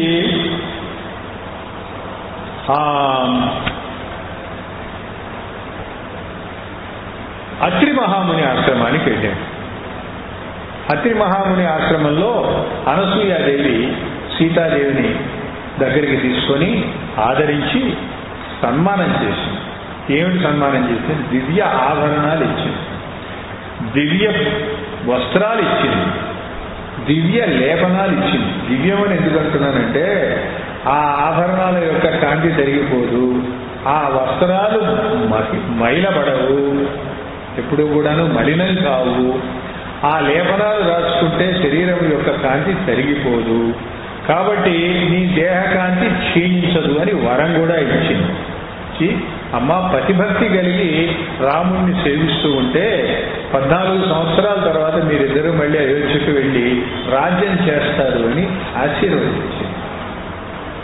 అక్కడి నుంచి వాళ్ళు అత్రి మహాముని ఆశ్రమం నుంచి దండకారణ్యంలో ప్రవేశించారు. ప్రవేశిస్తూనే ఒక భయంకరుడైనటువంటి రాక్షసుడు వచ్చాడు. వాడి పేరు విరాధుడు. ఎవరయ్యా మీరు? ఇద్దరు ముఖాళ్ళకి ఆడదాన్ని తీసుకొని పోతున్నారు, దాన్ని నాకు అప్పచెప్పి మీరు పోండి అని సీతాదేవిని పట్టుకోవడానికి ప్రయత్నం చేస్తే రాముడు వాడి చేతులు ఖండించాడు. రాముడి యొక్క ఆ శస్త్రం తగలగానే వాడు కాస్త విద్యాధరుడిగా మారాడు. పూర్వం దూర్వాసుడి శాపం వల్ల నేను ఇలా అయినాను, నాకు శాప విముక్తి కలిగింది అని చెప్పి రాముణ్ణి కీర్తించి వాడు కాస్త వెళ్ళిపోయాడు. అక్కడి నుంచి వాళ్ళు ఇంకా లోపలికి వెళితే శరభంగ మహాముని యొక్క ఆశ్రమం ఉన్నది. ఆ ఆశ్రమానికి వెళ్ళి ఆ రాత్రి అక్కడ ఉన్నారు. ఆ ముని మర్నాడు ఉదయాన్నే తన పుణ్యఫలాన్ని మొత్తాన్ని కూడాను శ్రీరాముడికి సమర్పించి తాను చితాగ్నిలో ప్రవేశించి తన యొక్క శరీరాన్ని విడిచిపెట్టాడు.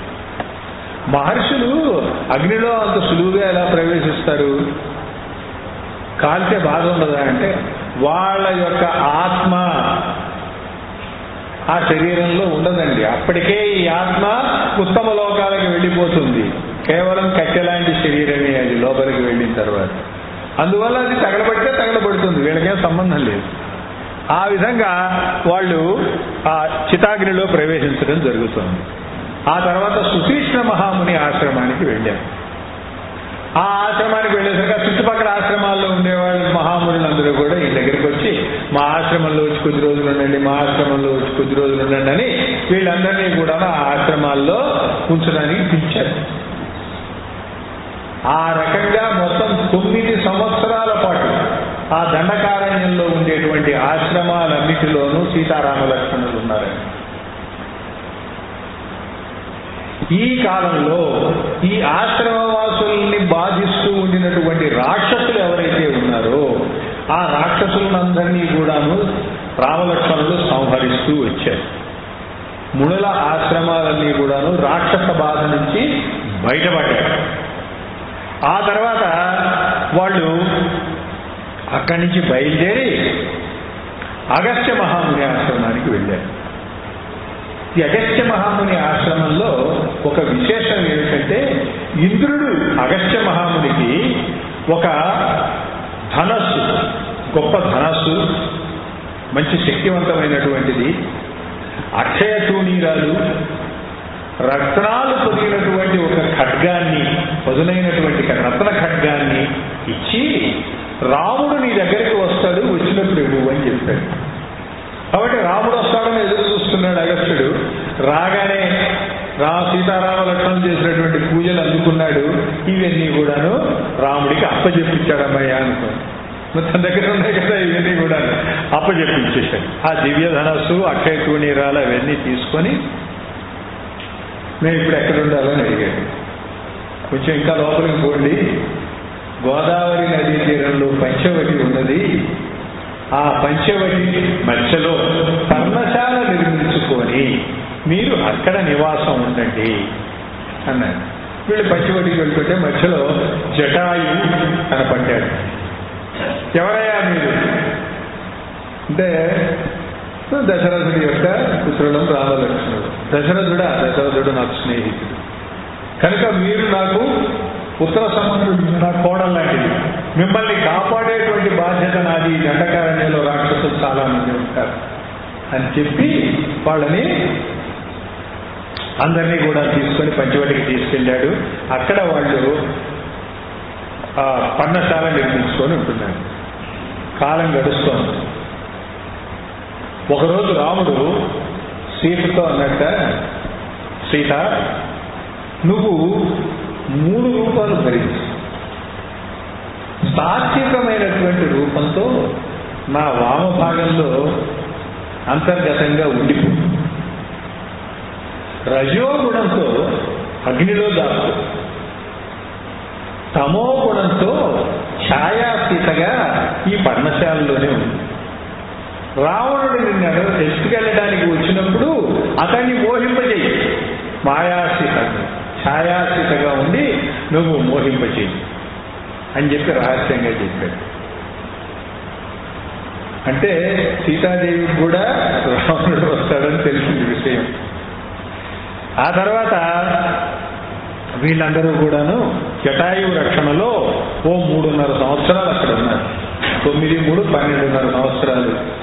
ఆ అక్కడి నుంచి చిత్రకూట నుంచి ఇక్కడి దాకా వచ్చే వరకు కూడాను సంవత్సరం, మొత్తం 13 సంవత్సరాలు దాటిపోయింది. ఒకరోజు శూర్పణఖ వచ్చి రాముణ్ణి మోహించింది. ఇంతకీ శూర్పణఖ ఎవరు అంటే రావణాసురుడి చెల్లెలు అని. రావణాసురుడి తండ్రి పేరు విశ్రవసుడు. ఈ విశ్రవసుడికి 3 భార్యలు, ఇంకా చాలా మంది ప్రముఖులైనటువంటి వాడు. అందులో ఒక భార్య పేరు ఇలవిల. ఈ ఇలవిల అన్నావికి పుట్టినటువంటి కొడుకు విశ్రవసు కొడుకు కనుక వైశ్రవణుడు అన్నాడు. వైశ్రవణుడు అంటే కుబేరుడే. ఇంకొక ఆమె పేరు రాక. ఆమె ద్వారా 3 సంతానం కలిగింది. కరుడు, దూషణుడు, శూర్పణఖ. ఇంకొక భార్య పేరు కైకస్సి. రావణుడు, కుంభకర్ణుడు, విభీషణుడు కైకస్సి జన్మించారు. కనుక కొన్ని గ్రంథాల్లో వాళ్ళ 4 కూడాను కైకస్సి బిడ్డలను రాసి ఉంటుంది. కానీ ఇక్కడ చెప్పినటువంటి విషయం, పురాణంలో మనకి చెప్పినటువంటి విషయం ఏమిటంటే వాళ్ళందరూ కూడా సవతి బిడ్డలు. రావణుడు ఏం చేశాడంటే తన రాజ్యాన్ని విస్తరించే క్రమంలో దండకారణ్యంలో నివసించడానికి తన తమ్ములైనటువంటి ఖరదూషణుల్ని పంపించాడు. వాళ్ళతో పాటు శూర్పణఖ అక్కడికి వచ్చింది. అదేమిటండి, శూర్పణఖ భర్త పిల్లలు ఉంటారు కదా, వదిలిపెట్టేట్లా వచ్చింది అంటే దానికి ఒక కారణం ఉంటుంది. రావణుడు విజయయాత్ర చేస్తూ ఉన్నాడు. ఎవరిని పడితే వాడిని జయించాలి, అది వాళ్ళకు లక్ష్యం. ఆ విధంగా జయిస్తూ కాలయవనులతో పోరాటం చేశాడు. శూర్పణఖ భర్త విద్యుజ్జుంబుడు. వాళ్ళకు కుమారుడు ఉన్నాడు, వాడి పేరు సాంబుడు, శంభుడు అని కూడా అంటారు. అయితే ఈ కుమారుడు ఉన్నప్పుడు ఈ విద్యుజ్జుంబుడు కాలయవనులతో రావణుడు యుద్ధం చేయడానికి వస్తే కాలయవనులతో సోదరుడు కనుక ఈయన యుద్ధం చేశాడు. ఆ యుద్ధంలో అందరితో పాటు విద్యుజ్జుంబుడు కూడా నడిపేశాడు రావణుడు. నెత్తినోరు కొట్టుకొని ఏడ్చింది శూర్పణఖ.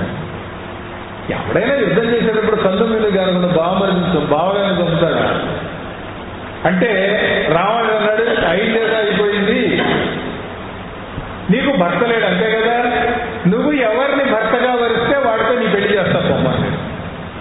వరం, రావణుడు ఇచ్చినటువంటి వరం. ఇప్పుడు ఖరదూషణులతో కలిసి శూర్పణఖ కొడుకు సాంబుడు ఈ దండకారణ్యానికి వచ్చి ఉన్నారు. సాంబుడు బ్రహ్మను గురించి తపస్సు చేశాడు. చేస్తే బ్రహ్మ అతనికి ఒక ఖడ్గాన్ని ప్రసాదించాడు. ఖడ్గాన్ని తాను ధరించవచ్చు, ధరించలే, ఖడ్గాన్ని వదిలిపెట్టాడు. అప్పటికే సీతాదేవిని చూసి ఉన్నాడు, కామమోహితుడైనాడు. ఈ సీతాదేవి యొక్క అందాలు చూడడానికి వీడు వృక్ష రూపం ధరించి సీతాదేవి స్నానాలకి వెళ్ళేటువంటి తోవలో వృక్ష రూపంతో అలా ఉండిపోయాడు, వృక్ష రూపంతో ఉండిపోయాడు. ఈ ఖడ్గం లక్ష్మణుడికి దొరికింది. లక్ష్మణుడు అక్కడ ఉన్నటువంటి చెట్టు పుట్టలు కొడుతూ వీడిని కూడా నరికేశాడు.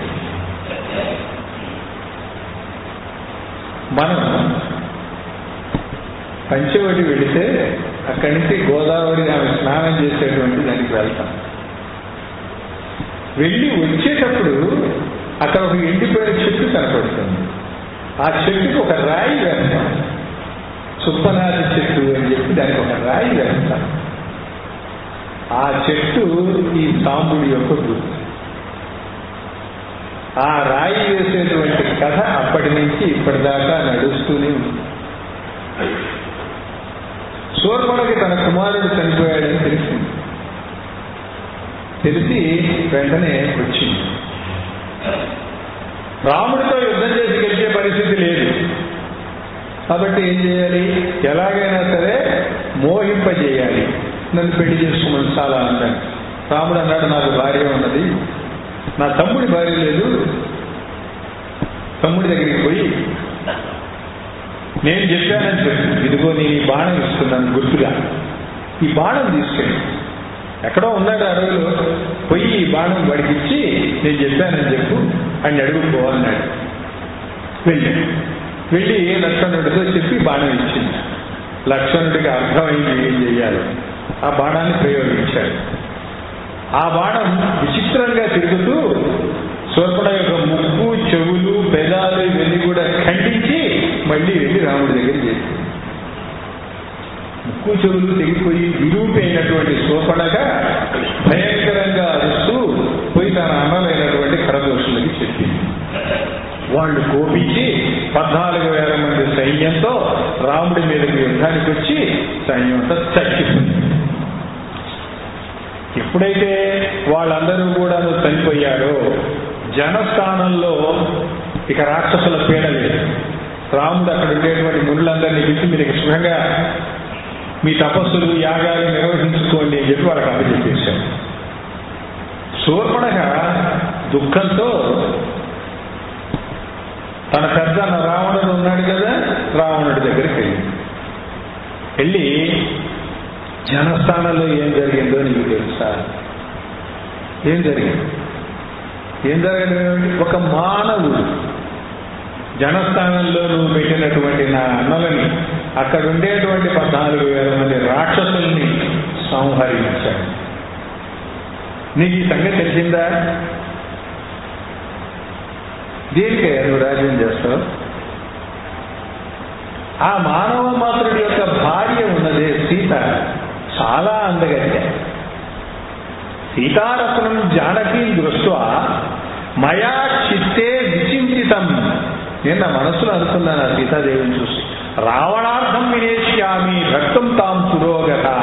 ఈమెను పట్టుకుపోయి రావణాసురుడికి అప్పచెప్పాలి అని అనుకొని వెళ్ళాను.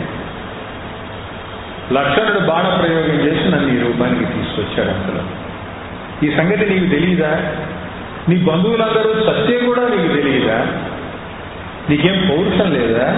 యజ్జస్తి పౌరుషం కించిత్ తరి సీతాం సమానయ నోచే అజోముఖస్థిష్ట యథా స్త్రీగత భద్రత.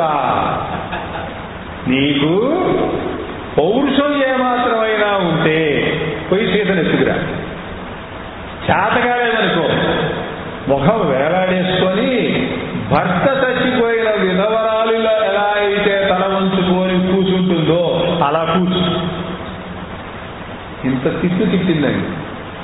తిడితే రావణుడు బాగా కోపం వచ్చి మారీచుడి సహాయంతో సీతాపహరణం చేశాడు. సీతాపహరణం చేసి వెళుతూ ఉంటే జటాయు అడ్డం పడ్డాడు. యుద్ధం జరిగింది. ఆ యుద్ధంలో రావణుడు మూర్చిపోయాడు. సీతను తీసుకొని మళ్ళీ పర్ణశాలకు వస్తున్నాడు. దేవకార్యం జరగదు కదా. రావణుడు వెంటనే మూర్ఛ తేరుకున్నాడు. వెనక నుంచి వచ్చాడు, జటాయువుని గాయపరిచాడు. సీతను తీసుకొని రథంలో బయలుదేరాడు. సీత పెద్దగా రోధిస్తూ కింద వానరులు కనపడితే తన ఉత్తరీయంలో ఆభరణాలు కొన్ని తీసి పడేసింది. రావణుడు ఈ సీతను తీసుకొని లంకానగరం వైపు వెళుతూ ఉన్నాడు. ఈ సీతాదేవి యొక్క రోదనం విన్నటువంటి రామలక్ష్మణులు పన్నసారిగా పరిగెత్తుకొచ్చారు. సీత కనపడలేదు. వెతుకుతూ ఉంటే జటాయువు రావణుడు సీతాదేవిని ఎత్తుకెళ్ళాడు అన్న సంగతి చెప్పాడు. అప్పటికే రావణుడు సీతాదేవిని రక్షణలో ఉంచాడు. అక్కడి నుంచి సీతాదేవికి బ్రహ్మ ఆజ్ఞతో ఇంద్రుడు ఆ రాక్షసుల రక్షణలో ఉండేటువంటి సీతాదేవికి ఒక పాయసాన్ని పంపించాడు. ఆ పాయసం ఆకలి దప్పులు లేకుండా చేస్తుంది. పాయసం పంపిస్తే తాగాలి కదండి. ఆమె అక్కడి నుండి ఆ పాయసాన్ని రామలక్ష్మణులకు నివేదించింది. నివేదించి ఆ తరువాత ఎదురుగా ఉండేటువంటి త్రిజటకి కొంత ఇచ్చి అప్పుడు తాను తాగింది. ఒక ప్రసాదం మనకి లభిస్తే మనం ఎలా స్వీకరించాలో ఇక్కడ చూపిస్తున్నది. ఈ లోపల రావణుడు ఒక 16 మంది రాక్షసులని, రాముడు అరణ్యంలో తిరుగుతూ ఉంటాడుగా, సీత కనపడగా చంపమని చెప్పి 16 మంది రాక్షసుల్ని పంపించాడు. వాళ్ళు వస్తూ ఉంటే కబంధుడు వాళ్ళని పట్టుకొని తిరిగేశాడు. ఇక వీళ్ళందరూ కూడా దక్షిణ దిక్కుగా రాముడు లక్ష్మణుడు వెళుతూ ఉంటే ఈ కబంధుడు అడ్డగించి పట్టుకున్నాడు. రాముడు లక్ష్మణుడు వాటి చేతులు నరికేశారు. నరకటంతో అతడికి శాప విముక్తుడే గంధర్వుడిగా మారి శబరి మతంగాశ్రమంలో ఉంటుంది. ఆమెని కలిసినట్లయితే నీకు సీతా వృత్తాంతం తెలుస్తుంది అని చెప్పారు. సరే, వీళ్ళు ఆ కబంధుడికి అంత్యక్రియలు చేసి మతంగాశ్రమానికి వెళ్ళి శబరి యొక్క పూజలు అందుకొని, శబరి ఏమన్నదంటే, ఋష్యభోగ పర్వతం మీద సుగ్రీవుడు ఉన్నాడు, ఆ సుగ్రీవుడిని కనుక నువ్వు చేరినట్లయితే ఆ సుగ్రీవుడి సహాయంతో నువ్వు సీతని పొందగలుగుతావు అని చెప్పాడు. అలా ఆ తర్వాత అగ్ని ప్రవేశం చేసింది. రామలక్ష్మణులు భార్య పంపా సరోవరంలో ఉండేటువంటి ఋష్యమూగ ఆశ్రమానికి వెళ్ళాడు. శ్రీరాముడు ఏడుస్తూ వెళ్ళాడని అన్నారు కదా, కొంచెం ఒక 10 నిమిషాలు ఎక్కువ తీసుకుంటున్నాడు కదా. ఏడుస్తూ వెళ్ళాడన్నారు కదా. శివుడు ఈ మాట చెబుతుంటే పార్వతి అన్నదట, భలేవాడు అయ్యా, నువ్వు రోజు జపం చేస్తుంది రాముడిని, ఆయన గొప్పవాడు అంటున్నావు, ఆయనేమో మూడుడిలా ఏడుస్తున్నాడని ఇప్పుడు నాకు చెబుతున్నావు. ఇదేమన్నా పొంతన గురే విషయం, పొంతన కలిసేటువంటి విషయమేనా, ఇదేమిటి అని అడిగి ఈశ్వరుడు అన్నట్ట, పొరపాటు పడబోకు, సాధారణ మానవులు స్త్రీ విషయంలో భ్రాంత చిత్తులై ఎలా దుఃఖిస్తారో శ్రీహరి నటించి చూపిస్తున్నాడు. అంతేగాని అది మాయా అని తెలియజేయడం కోసమే హరి ఈ నాటకం ఆడుతున్నాడు అన్నట్టు. నువ్వేదో కబుర్లు చెబుతావు, నువ్వు పూజించే దేవుడని నేను నమ్మనన్నాను, నువ్వే పరీక్షించుకోకు. అప్పుడు పార్వతీదేవి జానకి రూపాన్ని ధరించి శ్రీరాముడు ఎదురుగా వెళ్ళి, సీతా సీతా అని అరుస్తున్నాడు కదా, ఏడుస్తున్నాడు కదా, సీతను వచ్చాను అన్నది. అంటే అమ్మా నువ్వెవరో నాకు తెలుసు, నా సీత నా దగ్గరే ఉన్నది, అనుభవంగా నాకు తెలీదా, కాబట్టి అమ్మా నువ్వెవరో నాకు తెలుసు, కాబట్టి నువ్వు నన్ను సీత రూపంలో మోహించడానికి ఎందుకు వచ్చావో చెప్పు అన్నాడట. అనేటప్పటికీ పార్వతి సిగ్గుపడి రాముడికి నమస్కరించి మళ్ళీ కైలాసానికి తిరిగి వెళ్ళి, ఇప్పుడు రామలక్ష్మణులు ఆమె చెప్పినట్టుగా పంపా సరోవర తీర ప్రాంతంలో ఉండినటువంటి కిష్కిందకి వెళ్ళారు. ఆ కిష్కింద దగ్గర ఋష్యమూక పర్వతం మీద వానరులు ఉన్నారు, 5 ఉన్నారు. అందులో సుగ్రీవుడు రాజు. దూరంగా బాణాలు పట్టుకొని వస్తున్నటువంటి వాళ్ళని చూసి భయపడ్డాడు. విషయం తెలుసుకురమ్మని హనుమంతుడిని పంపించాడు. హనుమంతుడు విషయం తెలుసుకున్నాడు, వచ్చాడు, వీళ్ళని తీసుకొని వచ్చాడు. ఇక్కడ కయ్యానికైనా బియ్యానికైనా సమానమైన వీళ్ళిద్దరికీ స్నేహం కలపడానికి తగినటువంటి లక్షణాలు కొన్ని ఉన్నాయి. ఆ లక్షణాలు మొదటిది ఏమిటంటే రాముడు సూర్యవంశుడు, సుగ్రీవుడు సూర్యుడు. ఇది అత్యంత బలమైనటువంటి బంధం మొదటిది. రెండవది, ఇద్దరికీ రాజ్యం లేదు, ఇద్దరు రాజ్యాన్ని కోల్పోయారు. కారణం ఏదైనా కావచ్చు, ఇద్దరికీ రాజ్యం లేదు. మూడవది, ఇద్దరి భార్యలు అపహరించబడ్డారు. సీతని రావణుడు అపహరిస్తే ఈయన యొక్క భార్య రుమ్మని, సుగ్రీవుడి భార్య రుమ్మని వాలి అపహరించాడు. ఇద్దరు కూడా అరణ్యాల్లోనే తిరుగుతున్నారు. ఇద్దరు వనచరులే, వానరులే కదా వాళ్ళు కూడాను. ఇక సోదరుడు ఒక అనుకూలమైనటువంటి విషయం ఏమిటంటే రాముడి యొక్క సోదరుడు ఈయన యొక్క మాట వినేటువంటి అద్భుతమైనటువంటి వాడు. అదే వాలికి సోదర సహాయం లేదు, సోదరుడు ద్వేషిస్తున్నాడు. కనుక ఈ విషయంలో సుగ్రీవుడి కంటే రాముడు అనుకుంది. సుగ్రీవుడికి 5 మంత్రులు ఉన్నారు సలహా సంప్రదింపులకి, రాముడికి మంత్రులు లేదు. ఈ విషయంలో రాముడి కంటే సుగ్రీవుడు అధికుడు. ఇప్పుడు వీళ్ళిద్దరినీ కలిపాడు అనుకో హనుమంతుడు, ఒక చక్కని ఆ సంఘటన జరుగుతుంది, అంటే కలయిక జరుగుతుంది. ఆ కలయిక ఉత్తమమైతుంది. కనుక వాళ్ళిద్దరి మధ్య కూడాను చక్కని స్నేహాన్ని ఏర్పాటు చేశాడు. వెంటనే తన దగ్గర ఉండినటువంటి ఆ ఆభరణాలని చూపించాడు. అది సీతాదేవి ఆభరణాలని చెప్పి వీళ్ళు గుర్తించారు. రావణుడు ఆకాశ మార్గాన్ని తీసుకెళ్లేటప్పుడు చూశానని చెప్పాడు. తర్వాత వాలి వల్ల తనకు జరిగినటువంటి ఆపదని చెప్పాడు సుగ్రీవుడు. రాముడు వారిని సంహరిస్తాను అన్నాడు. సుగ్రీవుడికి నమ్మకం కలగటానికి దుందువి కథ, మాయావి కథ చెప్పాడు. దుందువి శరీరాన్ని విసిరేశాడు, అందువల్ల ఆ రక్తం పట్టుబడి మతంగ మహర్షి శపిస్తాడు కనుక ఆ వాలి ఇక్కడికి రావటం లేదు, నేను బతుకున్నానని కూడా చెప్పాడు. కాబట్టి ఆ దుందువి శరీరం కళేవరం ఉండినటువంటి దగ్గరికి వెళ్ళి బొటం వేలతో 10 ఆమడల దూరం విసిరేశాడు. కింద నుంచి పైగా ఆయన విసిరేశాడు, కానీ 10 ఆమడల దూరం విసిరేశాడు. వాళ్ళన్నవాడు సుగ్రీవుడు అన్నాడు, అప్పుడేదో పచ్చిది చాలా బరువు ఉన్నది, ఇప్పుడేమో ఎండిపోయి ఉన్నది కదా అన్నట్టు. అంటే సరే మంచిది. అంటే ఇదిగో ఈ చక్రాకారంలో ఇక్కడ 7 తాటి చెట్లు ఉన్నాయి. ఈ 7 తాటి చెట్లని గనక నువ్వు బాణంతో, ఒక బాణంతో గనక ఖండించగలిగితే నేను నమ్ముతాను. ఎందుకంటే ఈ 7 తాటి చెట్ల చక్రాకారంలో ఏర్పడటానికి ఒక కారణం ఉన్నది. మా అన్న వాలి ఉన్నాడే, తాటి పళ్ళన్నీ కూడా సంపాదించి తీసుకొచ్చి ఒక గుహలో పెట్టాడు. శేషాంశ ఉండినటువంటి ఒక సర్పం వచ్చి అందులో నుంచి 7 తాటి పండ్లను మింగేసింది.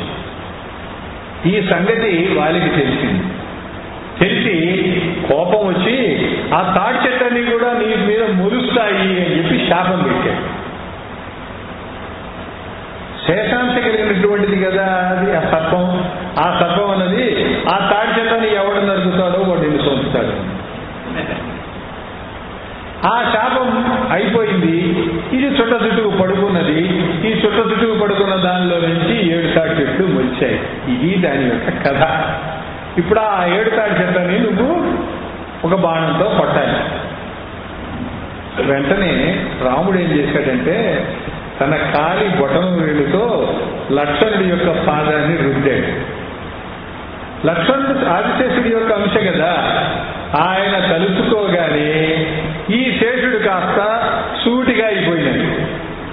ఎప్పుడైతే ఈ శేషుడు సూటిగా అయిపోయినాడో శేషుడితో పాటు 7 తాటి చెట్లు ఒకే వరుసలోకి వచ్చాయి. బాణం వేశాడు, 7 తాటి చెట్లు. ఆ తాడి చెట్లు కూలిపోగానే ఈ శేషుడు కూడాను ఆయనకి విముక్తి కలిగింది. లేదా అప్పటిదాకా అక్కడే పడి ఉన్నాడు, ఇప్పుడు విముక్తుడైనాడు. నేను నమ్ముతున్నాను నువ్వు వారిని సంహరించగలవు. కానీ వాలి దగ్గర ఎదుటివాడి యొక్క బలాన్ని, శత్రుబల విధ్వంసిని అయినటువంటి ఒక మాల ఉన్నది. పూర్వం కశ్యపుడు తపస్సు చేస్తే ఆ మాలని ఇచ్చాడు. ఆ మాలని ఆ దేవేంద్రుడికి కశ్యపుడు ఇచ్చాడు. ఆయన పొందినటువంటి ఆ మాల దేవేంద్రుడు కుమారుడికి ఇచ్చాడు. దేవేంద్రుడు తన కుమారుడైనటువంటి వాలికి ఆ మాలని ఇచ్చాడు. ఆ మాలని వేసుకొని యుద్ధంలో ఎవరిని చూస్తే వాడి బలం అంతా కూడాను వాలి హరిస్తాడు. ఇది ఆ మాల. దాని నుంచి నువ్వు ఎలా తప్పించుకుంటావో నాకు తెలియదు అన్నాడు. అనగానే రాముడు ఏం చేశాడు, ఆ విముక్తి అయినటువంటి ఆ శేషుడిని పిలిచి, నువ్వు విముక్తులు అయినావు కదా, కిష్కిందకి పోయి వాలి దగ్గర ఉండేటువంటి ఆ హారాన్ని నువ్వు సంపాదించు అన్నాడు. సాధారణంగా పడుకునేటప్పుడు మనం ఏం చేస్తాము, మనలో ఉండే ఆభరణాలన్నీ కూడా తీసి పక్కన పెట్టి పడుకుంటాం. ఇవన్నీ వేసుకొని పడుకోవడం కష్టం. అందువల్ల వాలి కూడాను ఆ ఆభరణాలన్నీ తీసి పక్కన పెట్టి పడుకొని నిద్రపోతుండగా ఈ పాము అక్కడికి వెళ్ళి ఆ మాలను తీసుకొని వచ్చి ఇంద్రుడికి ఇచ్చింది, వెళ్ళిపోయింది. ఇప్పుడు ఆ వాలి దగ్గర ఆభరణం లేదు. సుగ్రీవుడు యుద్ధానికి పిలిచాడు. యుద్ధానికి పోతుంటే తార వారించింది. మహానుభావుడండి, వారికి తెలుసు. అన్నాడట, రాముడు నారాయణుడు, అతడి వల్లనే నాకు మరణం ఉన్నదని నాకు తెలుసు. నేను సుగ్రీవుడి యొక్క భార్యని భోగించాను. ఆ పాపం నన్ను కట్టి కుడుకుతోంది. అందుకే నా మాల నాకు కనపడకుండా పోయి ఇక్కడ నేను రాముడితో రామబాణంతో మృతి చెంది ముక్తి పొందడం అనేది సత్యము అని చెప్పి మరీ యుద్ధానికి వెళ్ళాడు. ఇంకో మాట కూడా చెప్పాడు, నేను ఎలాగూ పోతాను, తర్వాత నువ్వు సుగ్రీవుడిని సేవిస్తూ సుఖంగా ఉందని కూడా చెప్పాడు తారక.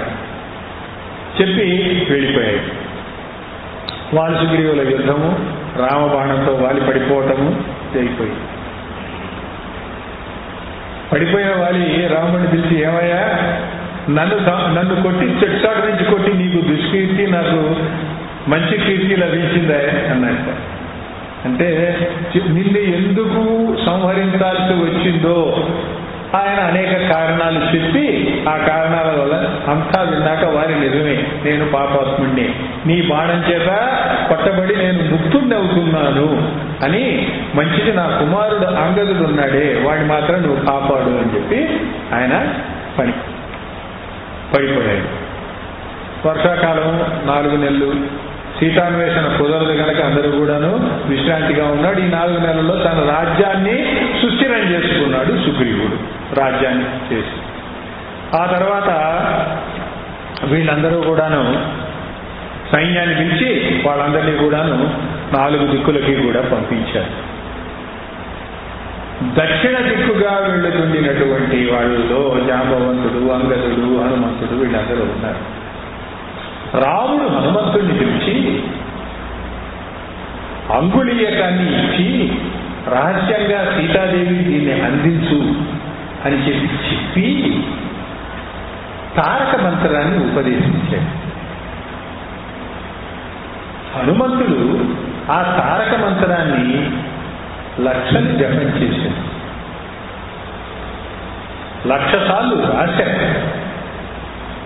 దానితో అది తారకం అంటే తరింపజేసేది కనుక ఈయన సముద్రాన్ని తరించేంత శక్తి సామర్థ్యాన్ని పొందాడు. అది ఆ తారక మంత్రం యొక్క విశేషం. హనుమంతుడు చేసినటువంటి ఇది. అక్కడి నుంచి దక్షిణ దిక్కుగా బయలుదేరారు, గుహలో ప్రవేశించారు. ఆ గుహలో ఒక యోగిని కనపడింది. తోవలో కనపడుతుంటే రాక్షసులందరినీ వీడే రావణాసురుడు అనుకుంటే ఈ కోతులని చంపేస్తున్నాయి. ఆ గుహలో కనబడేటువంటి యోగినికి నమస్కారం చేస్తే, అమ్మా ఎవరు నువ్వు అంటే, ఈశ్వరుడు ఈ గుహని హేమ అనేటువంటి అప్సరసకు ఇచ్చాడు. ఆవిడ చాలా కాలం ఈ గుహలో ఉండి పోతూ నాకు ఇచ్చిపోయింది, నేను ఈ గుహని కాపాడుతూ ఉంటున్నాను. ఆమెకు నమస్కారం చేసి, అమ్మ మేము ఈ గుహలోంచి బయటపడే మార్గం చెప్పు. ఆమె సహాయంతో వీళ్ళంతా కూడా సముద్ర తీరంలో చేరారు. అప్పటికి సుగ్రీవుడు 1 నెల రోజుల లోపల తిరిగి రావాలని ఇచ్చినటువంటి పూర్తయిపోయింది. వీళ్ళందరూ కూడా ఇక్కడ వెనక్కి తిరిగిపోయినా ఎటకు సుగ్రీవుడు చంపుతాడు కాబట్టి ఎందుకు వచ్చింది ఇక్కడే ప్రయోగం చేసి చచ్చిపోదాము అని అనుకుని అందరూ కూడా దెబ్బలు మనసుకు పడుకున్నారట. పడుకొని మాట్లాడుకుంటున్నారు. జటాయువుదే మంచి జీవితం, రాముడి కోసం ప్రాణాలు అర్పించాడు, మనం సీతాదేవిని చూడకుండానే ప్రాణాలు పోగొట్టుకుంటున్నాం, మన జీవితాలు ఎందుకు అనుకుంటున్నారు. ఈ మాట విన్నాడు. ఆ పైన సంపాది వీళ్ళు చచ్చిపోతే తిందామని వచ్చి కూర్చున్నటువంటి గద్దది ఆ పైన ఉన్నది. జటాయువా, జటాయువు మీకన్నా తెలుసు, నువ్వెవరు అసలు మీరు? అప్పుడు ఈ కథంతా చెప్పారు వీళ్ళు. చెబితే సీతాదేవిని రావణుడు ఎత్తుకుపోయి లంకలో ఉంచాడు. మేము గద్దలం కదా, మాకు దూరపు దృష్టి ఉంటుంది. లంకా నగరం ఇక్కడికి 100 యోజనాల దూరంలో సముద్రంలో ఉన్నది. అక్కడ సీతాదేవి ఉన్నది. నేను సీతాదేవిని గురించి కనుక మీకు చెప్పినట్లయితే నాకు రెక్కలు మొలుస్తాయి. రెక్కలు పోవడానికి కారణం చెప్పాడు, అంతకు ముందే ఉంటుంది. అన్నదమ్ములు ఇద్దరు కూడా, జటాయు ఇద్దరు కూడా సూర్యుడి అంత చూద్దామని చెప్పి ఎగురుతూ పోతున్నారట. పైకి పోయేటప్పుడు ఈ సొమ్మసిల్లిపోయాడు జటాయువు. వాడిని రక్షించడానికి రెక్కలు అడ్డం పెట్టాడు. జటాయువేమో మూర్చబడి దండకారణ్యంలో పడ్డాడు, రెక్కలు గాలిపోయి ఈయన సముద్ర తీరంలో పడ్డాడు. ఇది కథ. కాబట్టి ఎప్పుడైతే ఈ కబుర్లు చెప్పాడో నీకు రెక్కలు వస్తాయని చెప్పి ఆశీర్వదించినటువంటి వాడు చంద్రశర్మ మహాముని. ఆయన ఈ మాట చెబుతుండగా ఆయనకు రెక్కలు వచ్చాయి. వెంటనే ఈయన అన్నట్ట, నా కొడుకు రావణుడు సీతాదేవిని లంకానగరం తీసుకెళ్తుంటే చూశానని చెప్పి వచ్చి నాకు చెప్పాడు. తెరా చూసిన వాడికి రావణాసురుడిని అడ్డగించొద్దా అని నేను అన్నాను. వాడు నా మీద అలిగి వెళ్ళిపోయాడు. ఇప్పుడు నేను వాడిని ఎత్తుక్కొచ్చుకోవాలి కాబట్టి నేను వెళ్తున్నానని చెప్పి ఎగిరి వెళ్ళిపోయాడు. ఇప్పుడు ఈ కపివీరుల్లో 100 యోజనాల సముద్రాన్ని లంఘించగలిగినటువంటి వాడు హనుమంతుడు మాత్రమే అని చెప్పి జాంబవంతుడికి తెలుసు. జాంబవంతుడు కూడా మహాయోగి కనుక తెలుసుకొని హనుమంతుడిని లంకానగరం వైపు లంఘించడానికి ఉద్యుక్తుని చేశాడు. ఆయన అందులో సిద్ధంగా మహేంద్రగిరి పర్వతం మీద ఎక్కి లంఘనానికి సిద్ధపడ్డాడు. ఏవం గిరీంద్రజే ప్రోక్తం కిష్కింధా విషయే కృతం చరితం రాఘవేనేదం పురా పాప ప్రణాశనం అని. పాతకాలం ఎంతకాలం నుంచి పూర్వం చేసినటువంటి పాపాలన్నీ కూడా ఈ గాథ విన్నట్లయితే నశించిపోతాయి అని చెప్పి ఫలశ్రుతి చెబుతూ ముగించడం జరిగింది. స్వస్తి స్వస్తి ప్రజాభ్య పరిపాలయంతా న్యాయేన మార్గేణ మహిమహీషా గోబ్రాహ్మణేభ్య శుభమస్తు నిత్యం లోకా సమస్తా సుఖినో భవంతు.